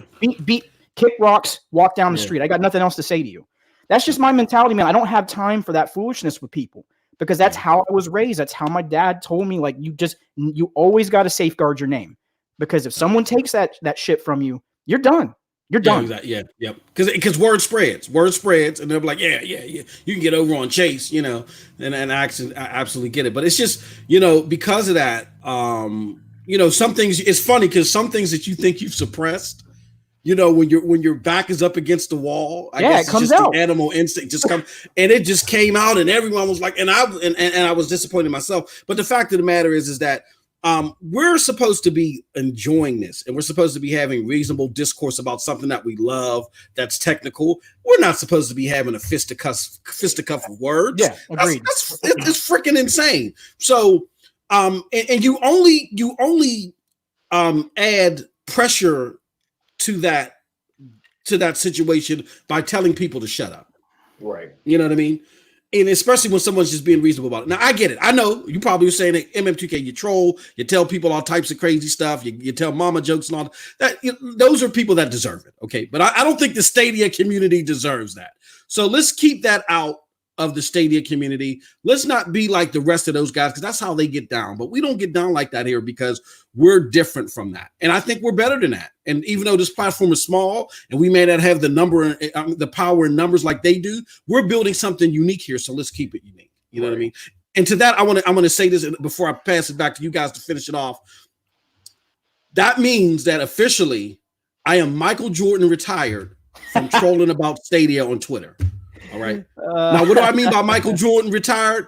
The motherfucker retired twice. Okay. But it's just, but and this is one out of two. It may come back. He may come back. Yeah, it may come back for a year or two. Will return. Depends on the proper. Depends on the blame it on the proper. Will return. Yeah. But no, we're at a point to where more people are getting Stadia in their hands. We're going to talk about this crazy, excellent user guide that I just came across today. That's going to help people. That's going to go a long way. Shame on you, Google, for not coming up with this first, but we'll talk about that. And we're turning a point here, and I think we're in Stadia Community 2.0, where it's not. I don't think it's befitting of us to be playing whack-a-mole with every single jackass on Twitter. If it's a Tom Warren or a Paul Tassi, I get it, because they have long reach. But there are people that just want to belong, and they don't even play games, and they're going to spew nonsense. Let it go. Let it breeze, man. We're killing. I wasted so much time the last 2 days battling with these numbnuts that I could have beat the Division 2 and shit again. So I'm retiring from it. I don't want to waste my time with it. If a wrong yay or a memecast guy comes out with some dumb shit, maybe I'll respond. Like memecast guy had this salty video he made today. I thought it was hilarious. But I'm not going back and forth with people on Twitter. They want to belong. They don't care about facts, and we're wasting valuable and precious time trying to engage with them. Any thoughts on that before we move to the next to the gaming topic? Pass. I have a final question to everyone, actually, which is just to finish up with the 2K story. I know it's a little bit, we talk too much about that, but if we look at Zodge's comment, he said, my issue is that we should not come to expect Stadia as a company to comment on delays on behalf of other publishers in general. The question that I have to each one of you, by the way, I agree with his statement. Like, you don't see PlayStation coming saying, yeah, this game is now delayed on our platform because XYZ. Or Nintendo commenting that this game is not coming to our platform. As people always, even if people want the game on the platform, Nintendo doesn't go say, yeah, this game is not coming to our platform.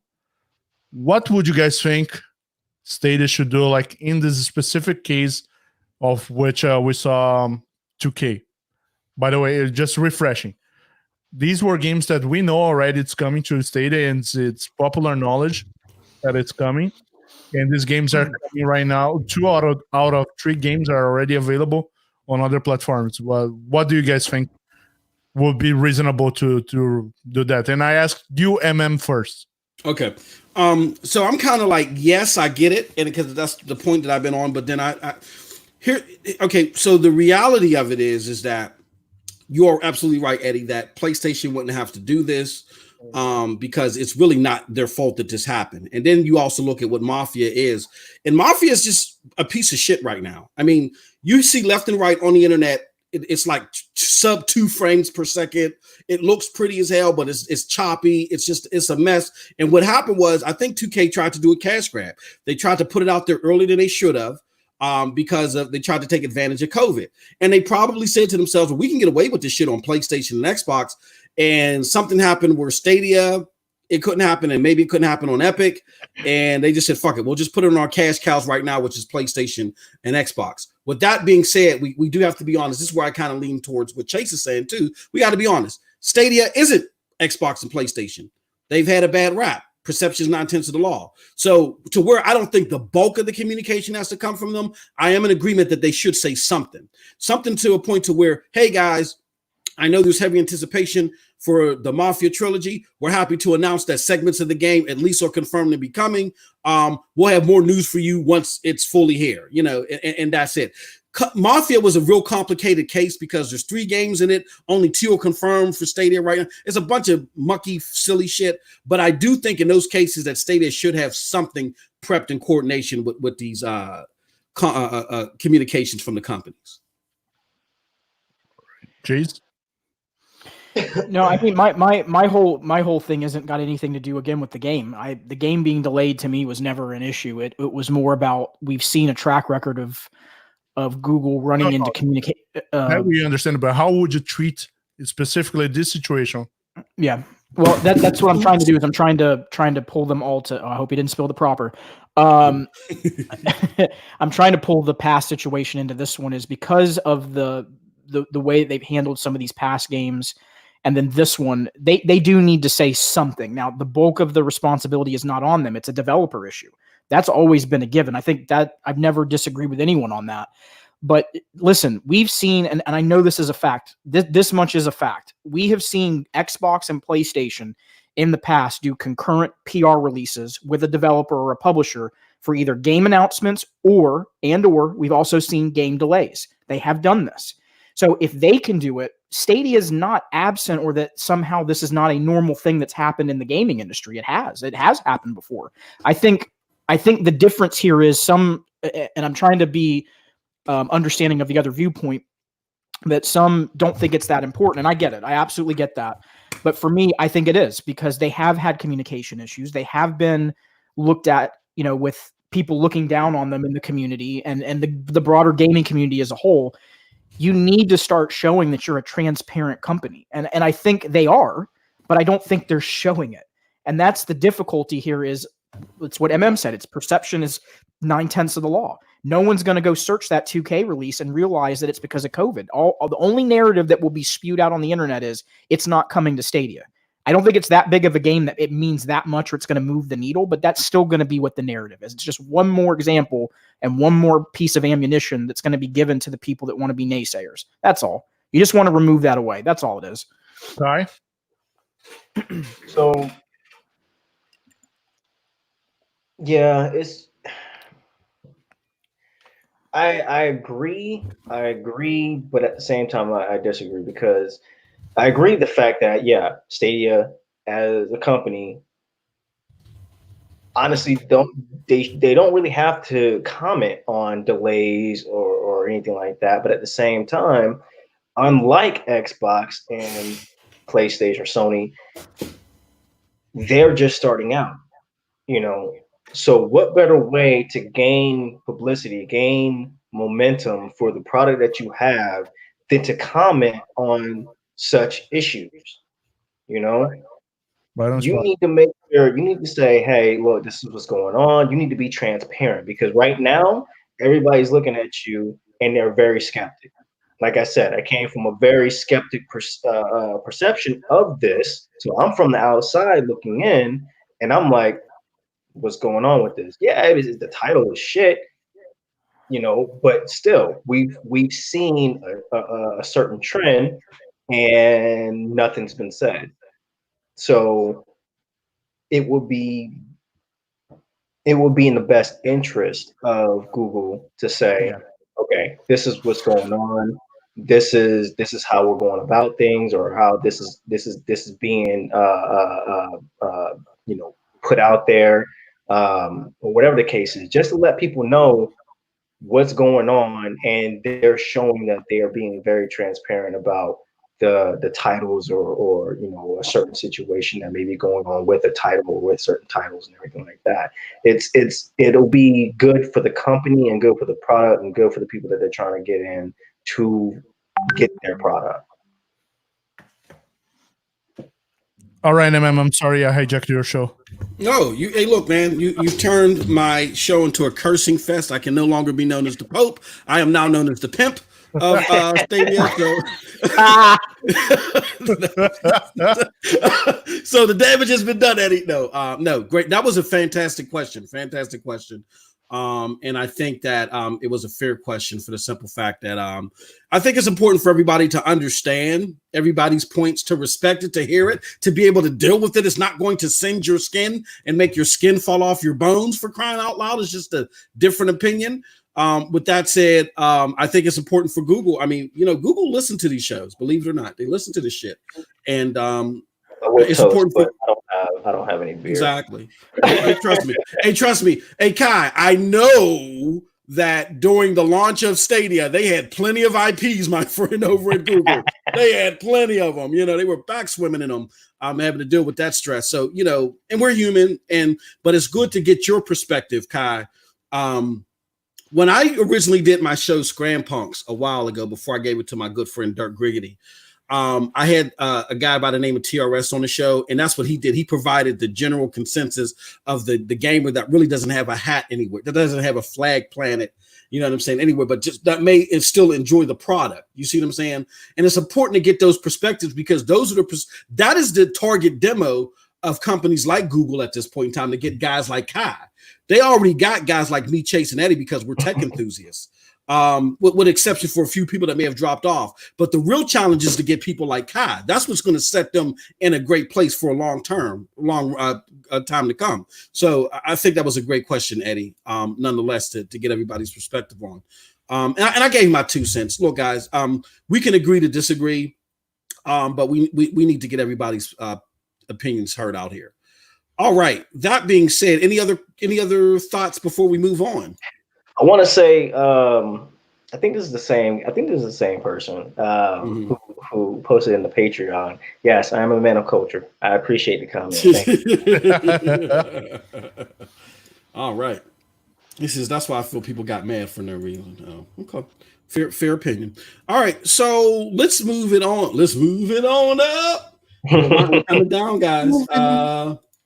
Gaming news. First and foremost, okay, we've held you off long enough. Now it's time to talk about it, baby. Let's talk about it, baby.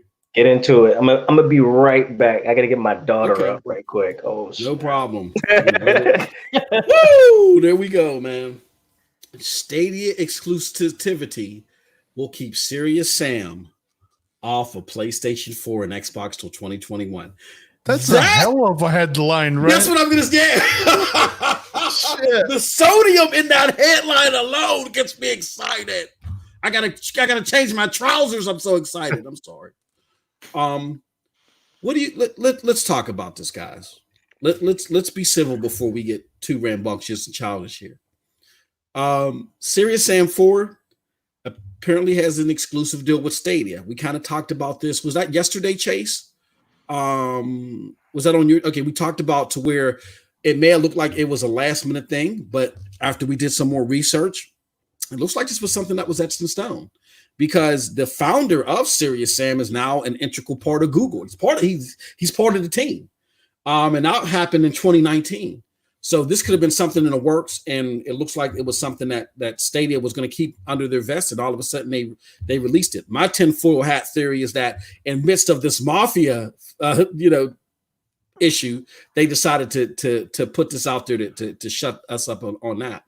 That being said, we've had a very good debate between these two fine gentlemen here, Eddie and Chase, regarding what happened with Steam, because it's coming on Stadia and Steam. And if you want more in that debate, definitely check out Brian's stream that we did yesterday, his TSI side mission stream, for more on that. Unless they want to get into it again here, they want to get into fisticuffs here. If David Banner wants to transform here, and Iron Man wants to bring out the Hulkbuster again, we're all for it. With that said, people were in an uproar. And it wasn't the Stadia community this time. It was people on the periphery. Whoever wants to grab this first, grab it. Why do we think, there's another way to say it but to say it. The hell with it. Why do we think people are so salty, like this headline indicates, that Stadia exclusivity will keep Serious Sam off of PlayStation 4 until 2021?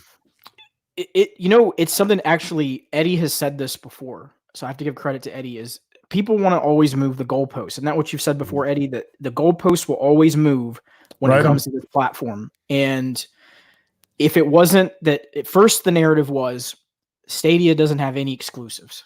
Yep. That was the first narrative.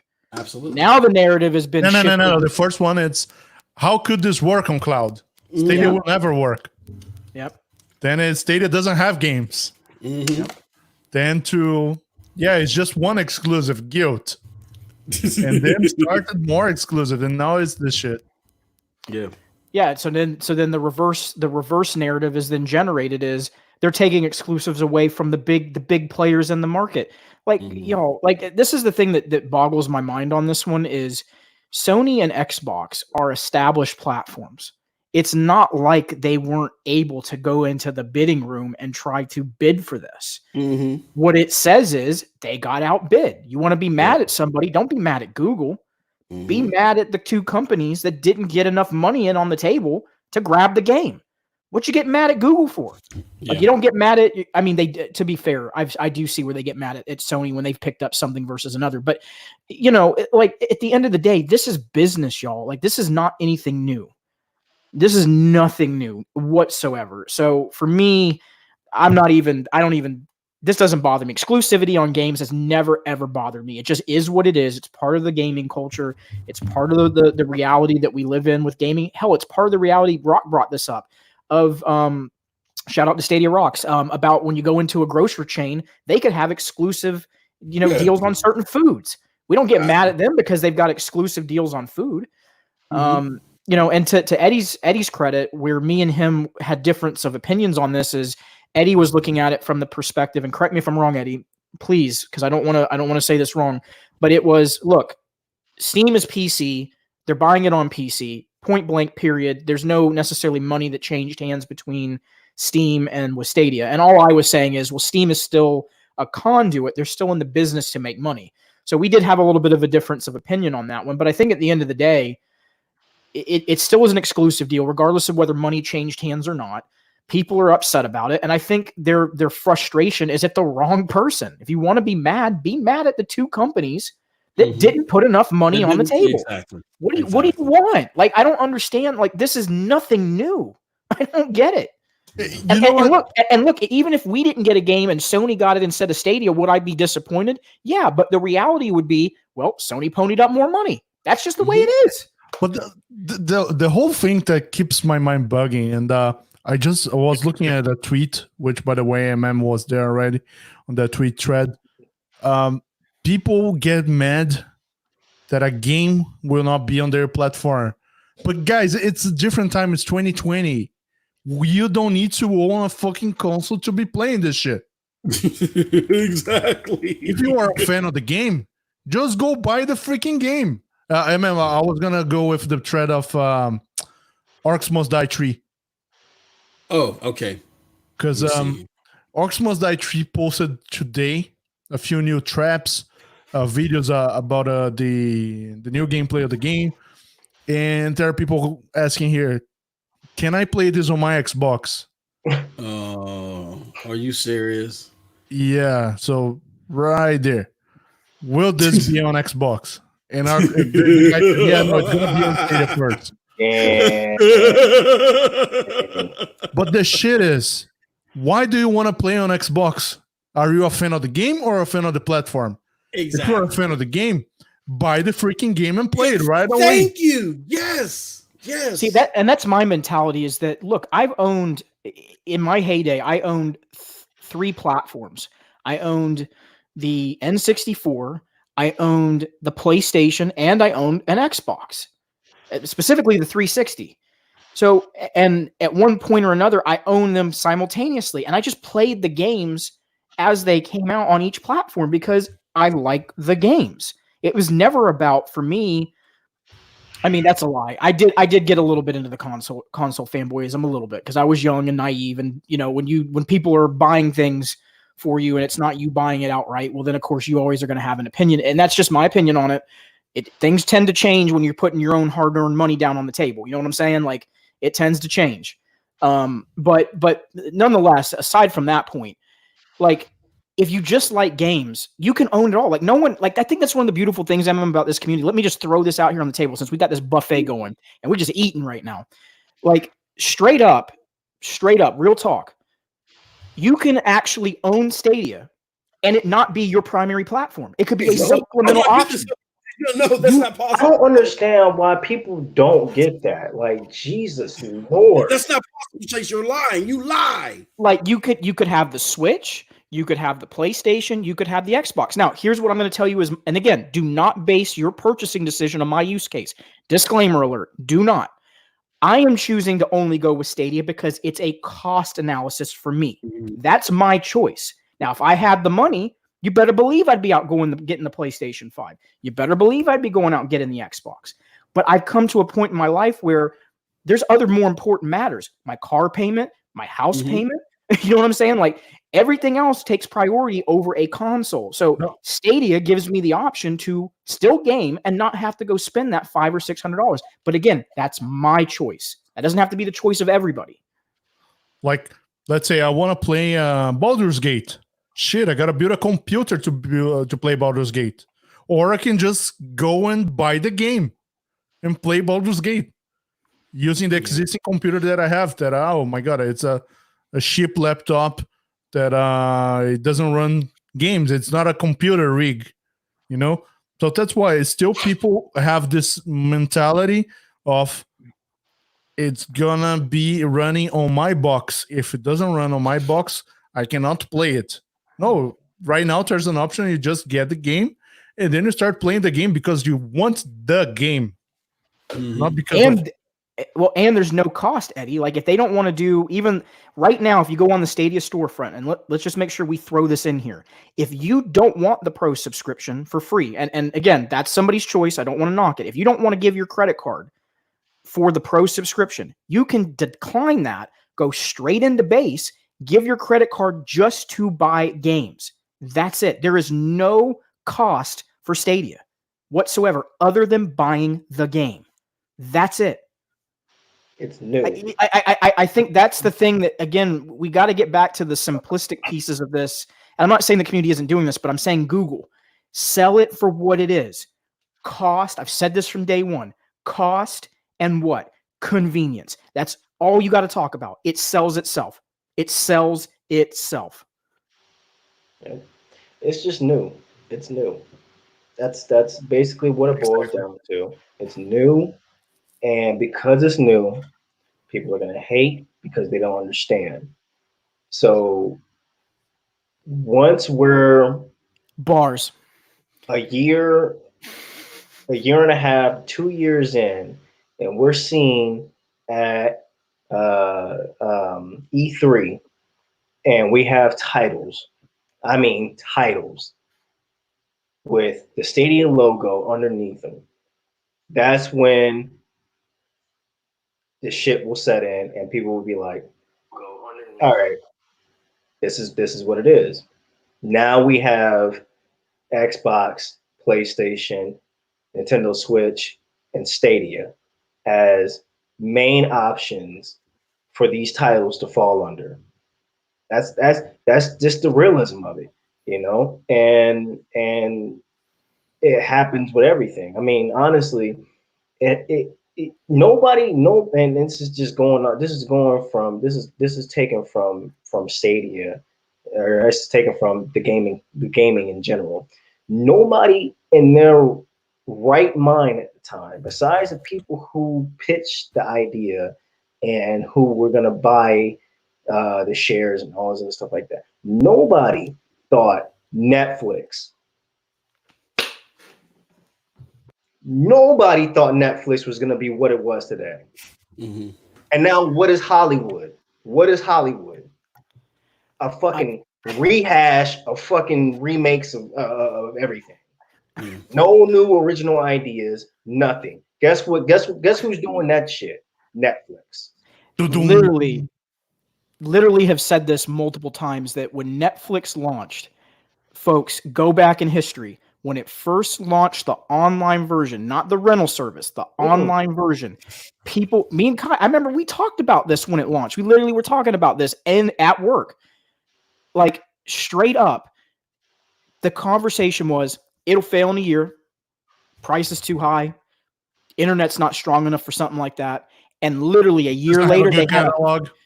No catalog. And then what happened a year later? There was a freaking waiting list to get on that thing. You couldn't get people away from trying to spend money on it. And so that's why I'm saying, like, and now everybody follows this model. Everybody follows this model. We got Disney Plus. We got HBO, whatever they got, the HBO subscription. They got Cinemax. We got Hulu. You know, everybody has followed that model. But they hated it. They hated it. Oh yeah. See, and one thing real quick, just to differentiate so people don't inject this the wrong way into the conversation.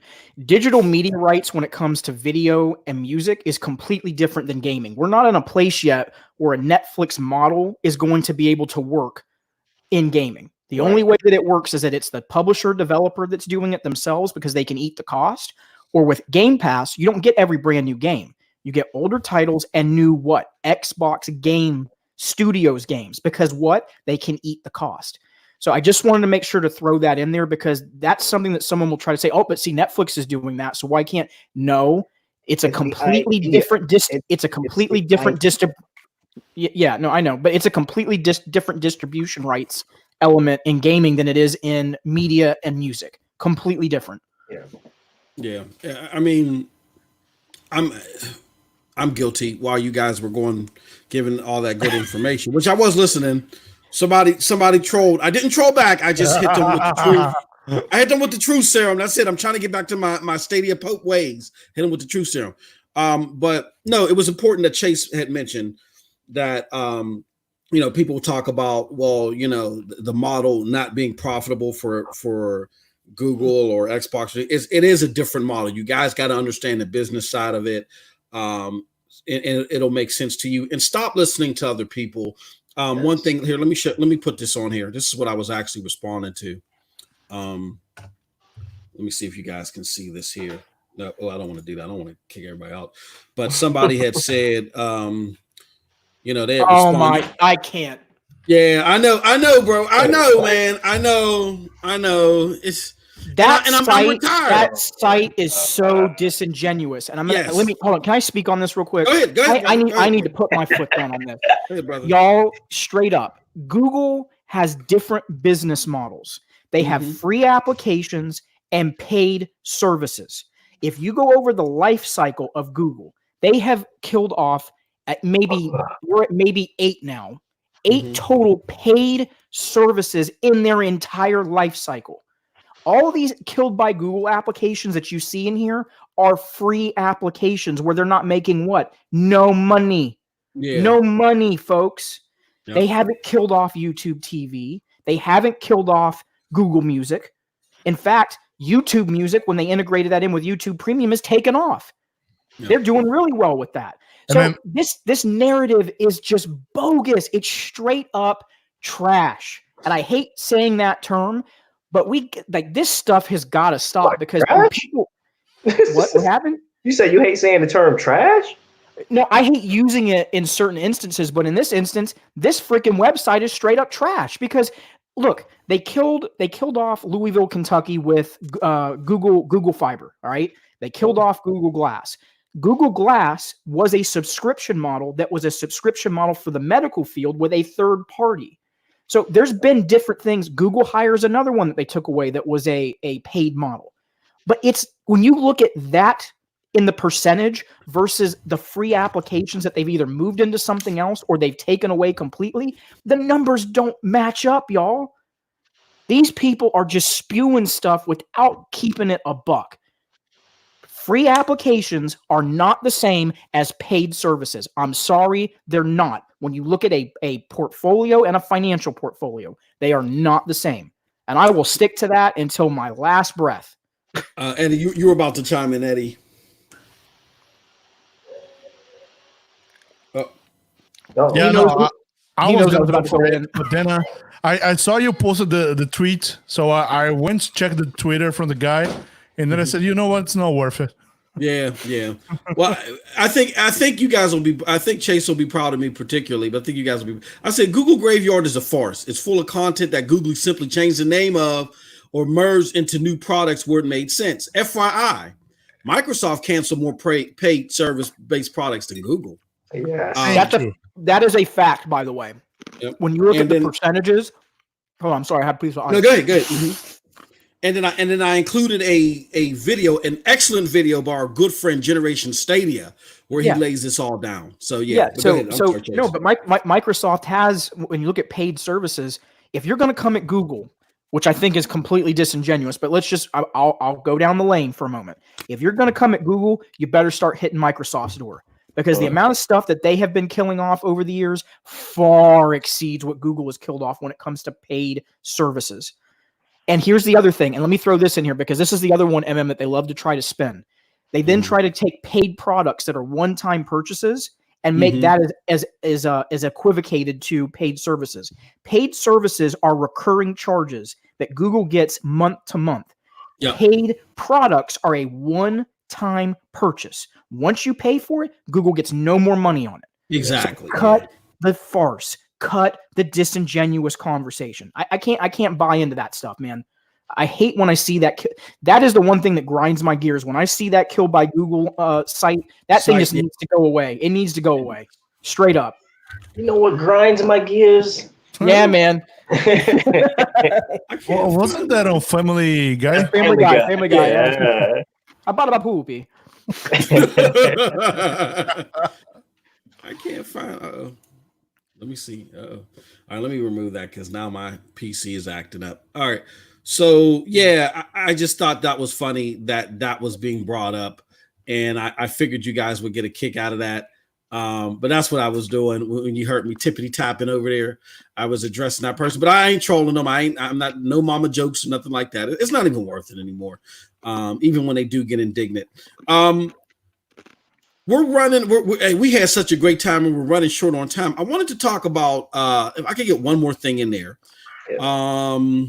Let's see here if I can find the link.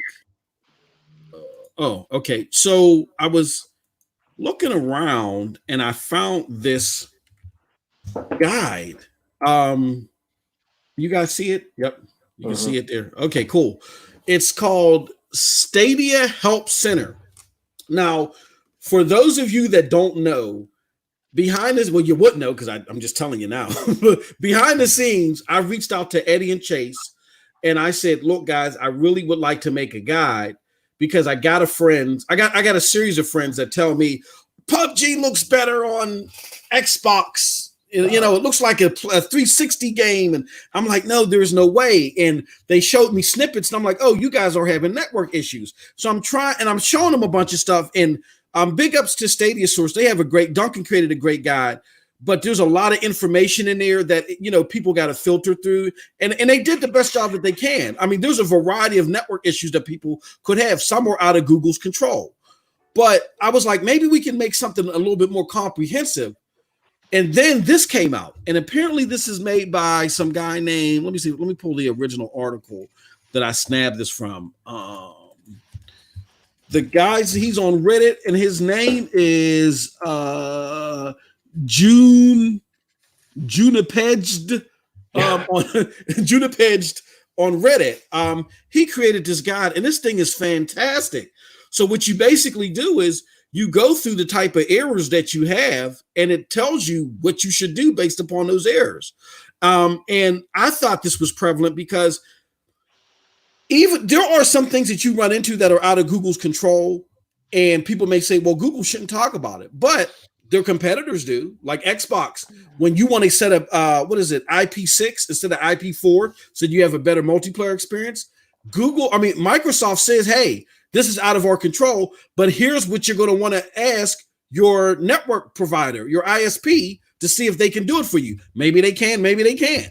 You know, and I think because this is solely cloud-based, it was indicative of Google to do it, but they didn't, and this guy did. So I just want to run through this real quick and show you guys how this worked, because I don't know if you guys got a chance to check this out. But I'm going to use an example I was dealing with last weekend. Last weekend, I couldn't get my VP9 to stay on. So that was basically bad visual quality, and I kept getting the reopen game error, okay? And it asks you here, what kind of problems is it? Please check the boxes that apply. And then after you check the boxes that apply, then it says, on which platform do you experience that issue? Check the box. And I was experiencing on Windows. So I just basically click, show me the solutions. And then it asks you what type of browser you're using. And I say Google Chrome, and I click on that.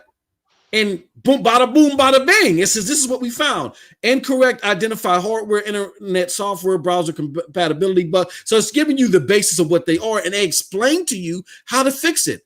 Incorrect identify hardware. If Stadia has incorrectly identified your hardware, it means that it will try and use decoding, blah, blah, blah, blah, blah, blah. So if you're using VP9 and your graphics look a little bit crisp, then Force 4K as well tells you, go use Stadia Plus. If you're having the interfering software issue, it says some extensions, it explains to you what it is and explains to you what you need to do for each individual instance. And I did it because I was still running into the issue. And guess what? After I logged in and logged out like it told me to, the issue went away.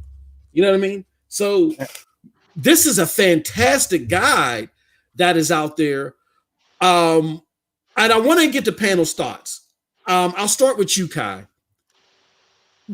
Do you think that this is something that'll benefit a gamer like you? How do you feel about something like this? And secondly, how do you feel that Google didn't put something out there like this?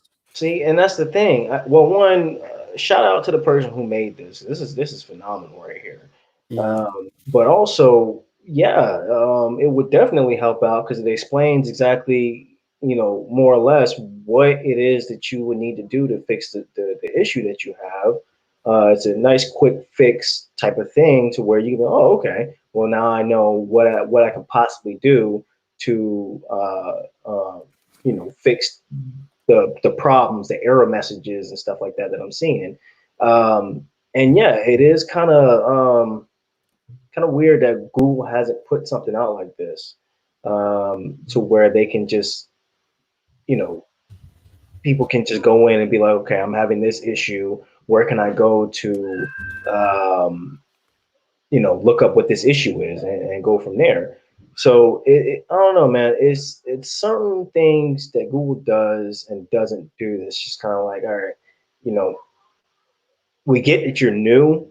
We get that you're new and you're still in the growing process and whatnot. But y'all got to get in. Like Chase said, we're in the 6 months already. You know, it's not a small platform.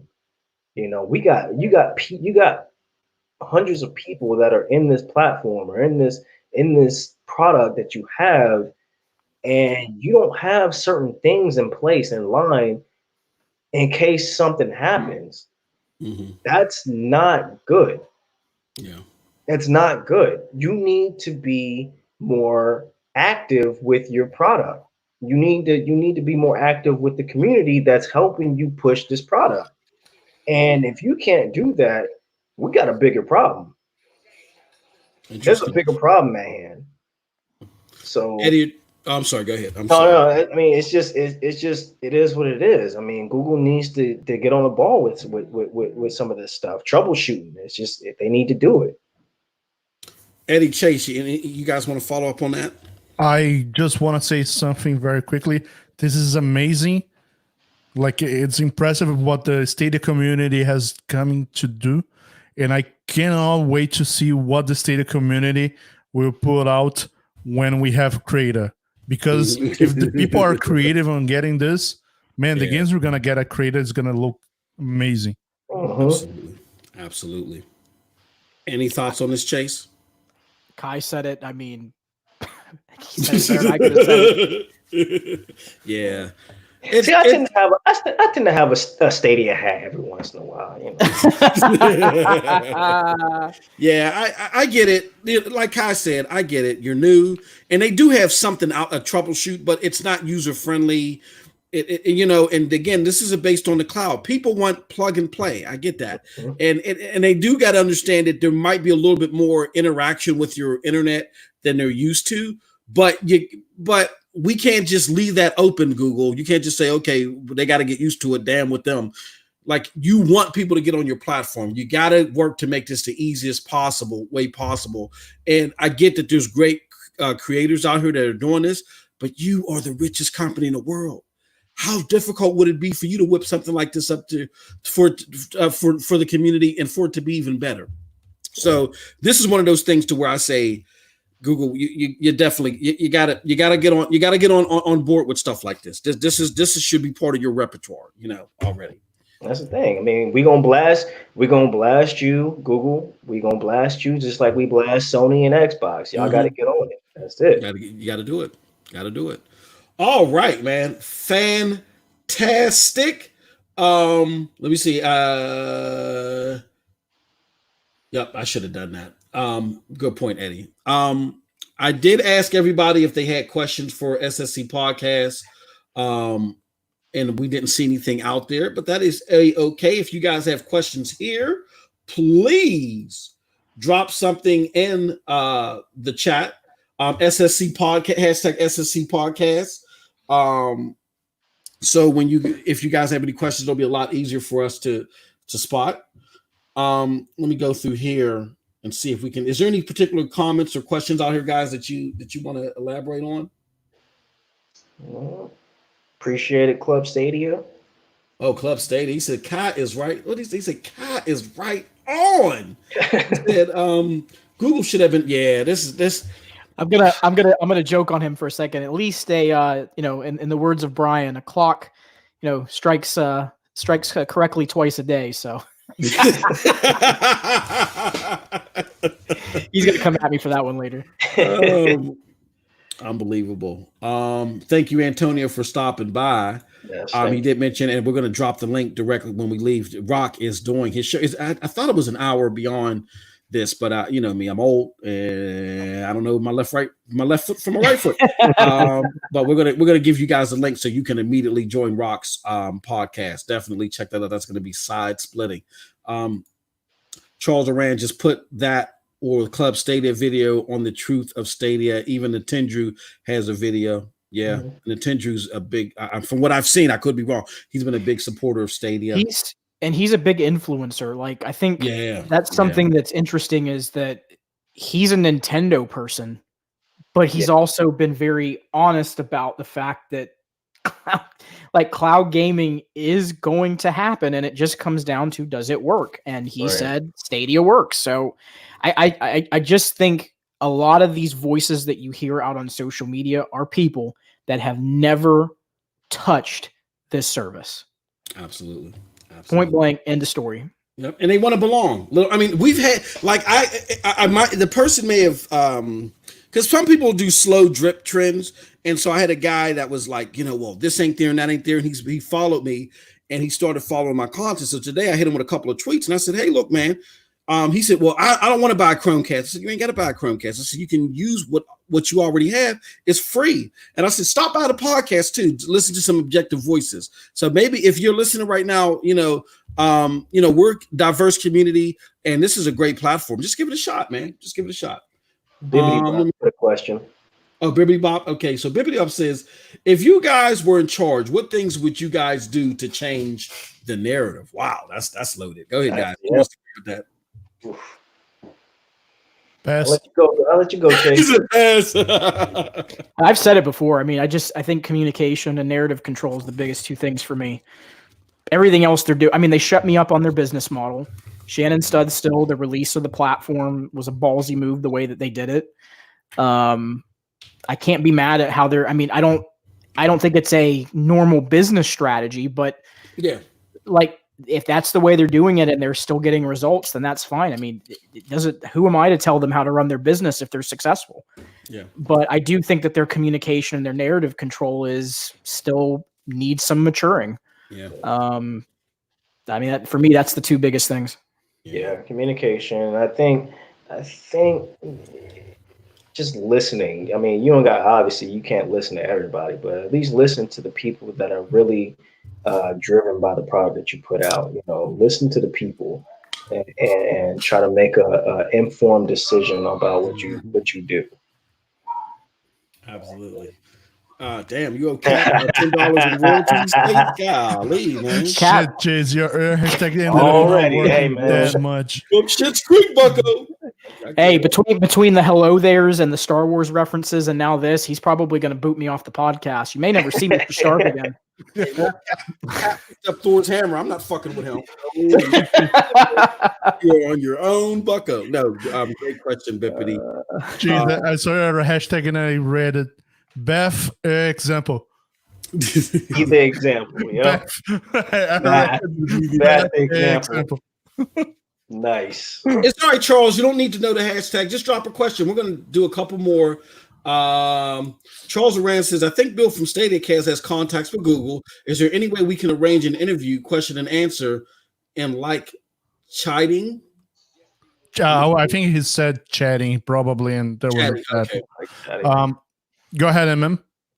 No, I was going to say, yeah, no. Hey, look, I would love to have anybody. I do have some surprises. Chase and Eddie may be aware of it. I mentioned it behind the scenes. I'm working on one well-known personality. Don't know if it's going to happen. We may have to get a more lighthearted person to pursue them because I might have too much muck behind me. But we're working on some people because, hey, look, here's the thing, guys. There have been some big name entities that have said, Google Stadia, I'm liking this thing. I really love it. Ever since this thing became open to the public, and I don't want to name them because I don't want to mess up any opportunities we might have.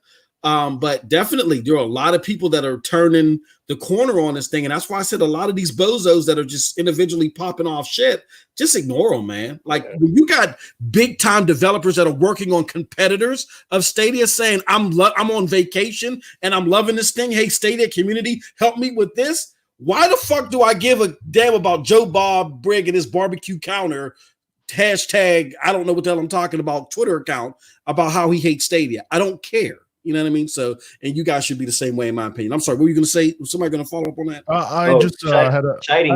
Chiding means constructive criticism, apparently. So, okay. I just have a comment, Charles. We do still have some communications with Google themselves, especially community-wise. And there's a new prerogative at Google saying right now they can only speak on official channels. So they are not allowed to come into any community creation podcasts until further notice. So that's why even on Stadia Cast, you probably will not see John Justice there. But ourselves here, some of us already have some contacts with Google people. And especially when we ran Stadia Super Saturday, and Google worked with us on the first one, On the second one, there was already the new prerogative. Yeah. So let's hope once the whole pandemic thing changes, things change as well. Absolutely. Let me see here. Trizza Rector says, I really think Google don't care and are just getting on with their plan of execution and getting Stadia launches, because ultimately the games and service will speak for themselves. Any thoughts on that? I mean, that's what, Adam has said this, Stadia Rocks has said this multiple times to his credit. He said that, Google is just going to do what they're doing with their business plan. And again, if you go back, I know I don't have the receipts there now, but I'm going to be transparent here. I was very critical of Google from September to December because it didn't make sense that their business plan, it didn't make sense to me. It wasn't a traditional business plan. Mm-hmm. But then when they came out with, Eddie remembers this. We talked about it. He probably a couple times he's told me, he's like, Chase, Jesus Christ, like if you got to bring this up again. We're on week 4. You're just gonna keep nailing them to the table here on this one. And it's it's kind of like, yeah, because it didn't make sense. But when they dropped the Shannon Studstill news, again, one of the top 2 executives in gaming in the world, and you launch the free service at a time where the internet, let's just be honest, is not great. You got to have some serious balls to pull that type of a move off. You got to give them credit. Like you have to. Like it's a positive move. As much as we get, again, on the other side of it, of talking about things that aren't so great, things that are great, they really put their stamp down and said, you guys keep talking, you guys keep, doing this, but the results speak for themselves. We got Shannon Studstill. We got Jade Raymond. We got Jack Buser. Absolutely. Yep. So, I think it's a non-traditional business model. I get it. I echo this all the time. Google, they had to do, like, normally when you start off a new console, there's research and development.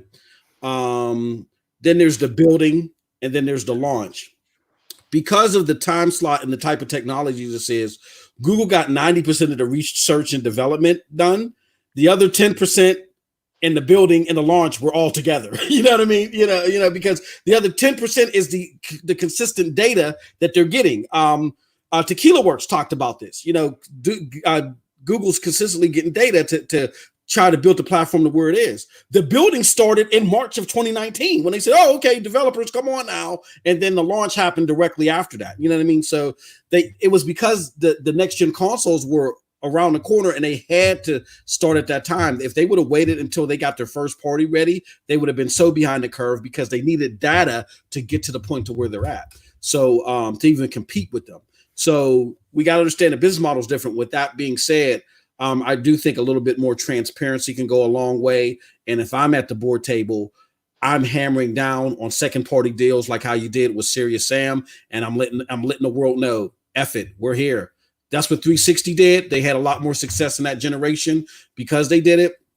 To Google's credit, they are building their first party when Xbox didn't during that area. So they're not going to run into the pitfall that they ran with this generation. So that's what I would do. But let me see here. Any more comments before we go? Because I don't want to dig too much into Rock's time. This is normally his night. Yeah. I don't think there's anything else.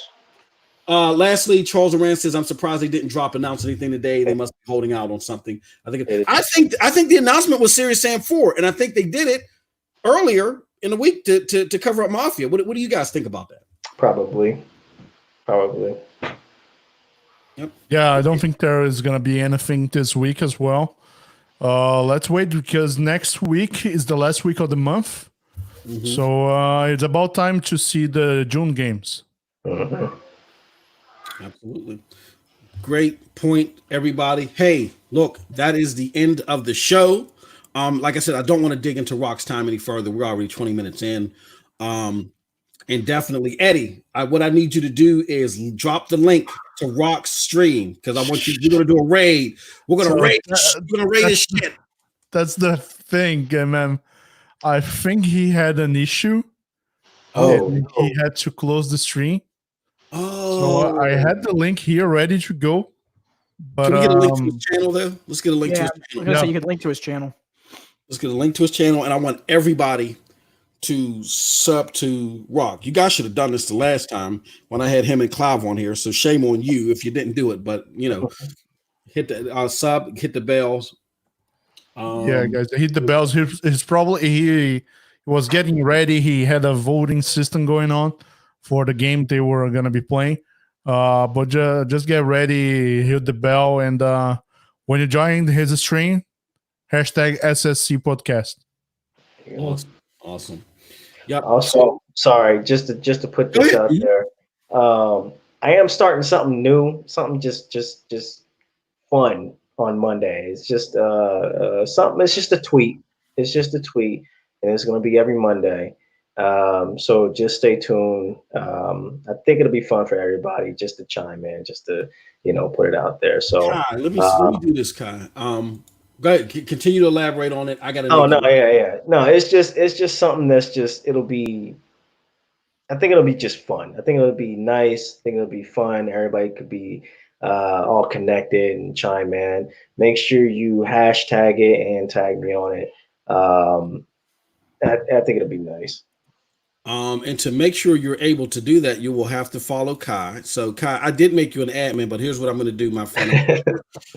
I'm putting your Twitter account in the chat. Let me do it in both chats because you guys may not realize, but we're live on both YouTube and Facebook. All right, so there goes Black Kai's Twitter.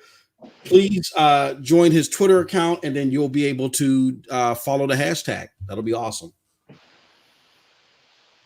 Uh-oh. Facebook wouldn't let me do it, so you have to come to YouTube. Sorry. There you go. All right. And all right, so let's wrap up, everybody. This was a fantastic show. We could have went on forever because I'm feeling good. This is good. Let's start with you, Kai. Besides the Twitter account, anything else going on?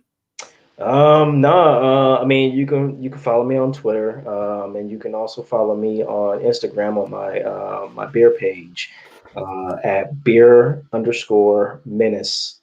And that's on Instagram. I haven't decided yet on if I'm gonna actually do something on Facebook or do something on YouTube. I'm still kind of new to all of this, so everything is kind of just up in the air right now. Link to it. It'll take you directly to the Instagram, so check it out. All right, Chase. Woo, you got a doozy coming up tomorrow, don't you, buddy? If people can't handle the Discord, if they're shitting their trousers over Mafia, they better get ready for tomorrow. Explain to them why, my friend.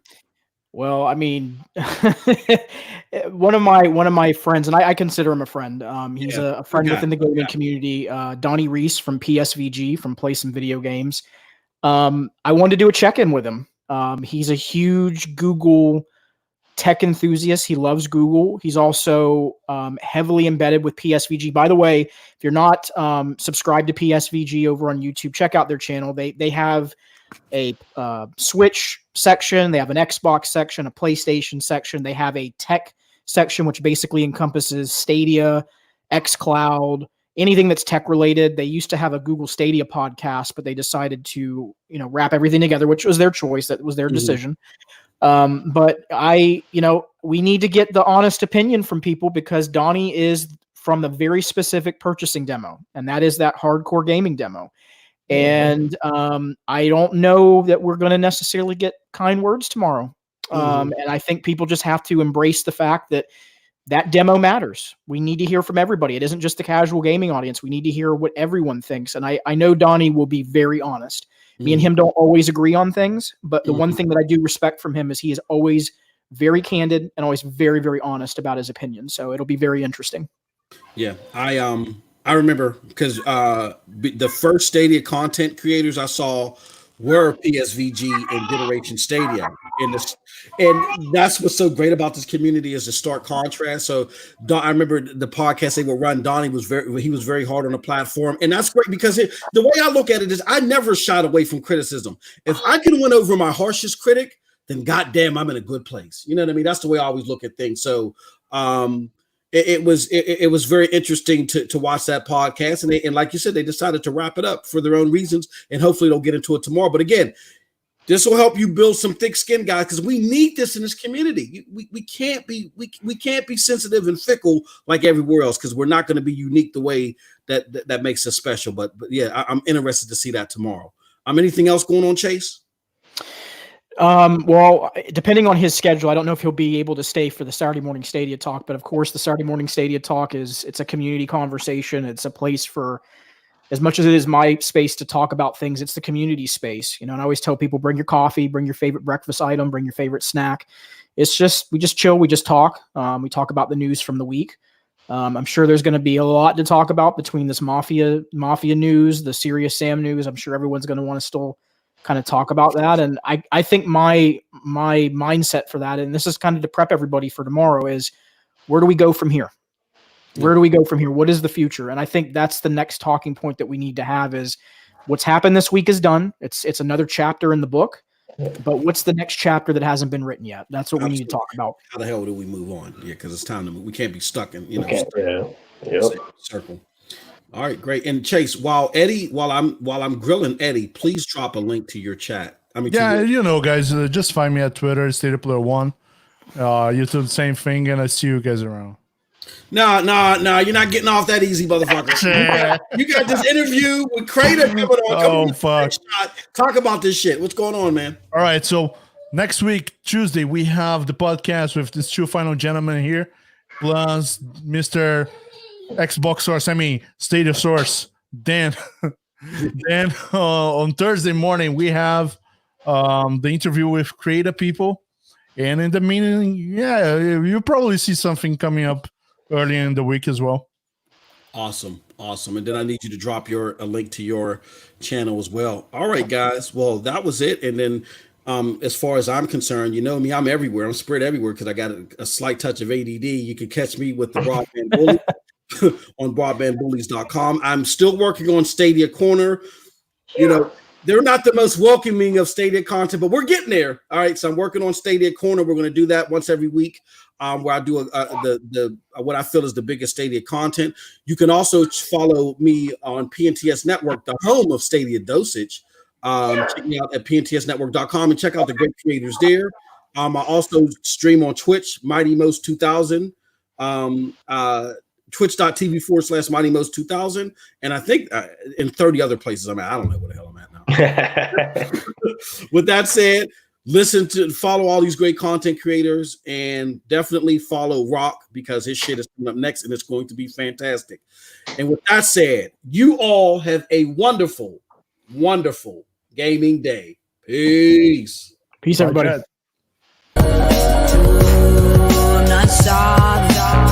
Stay sick cause I follow my gut. They say I was pushing my luck. I'ma push me, I'm at all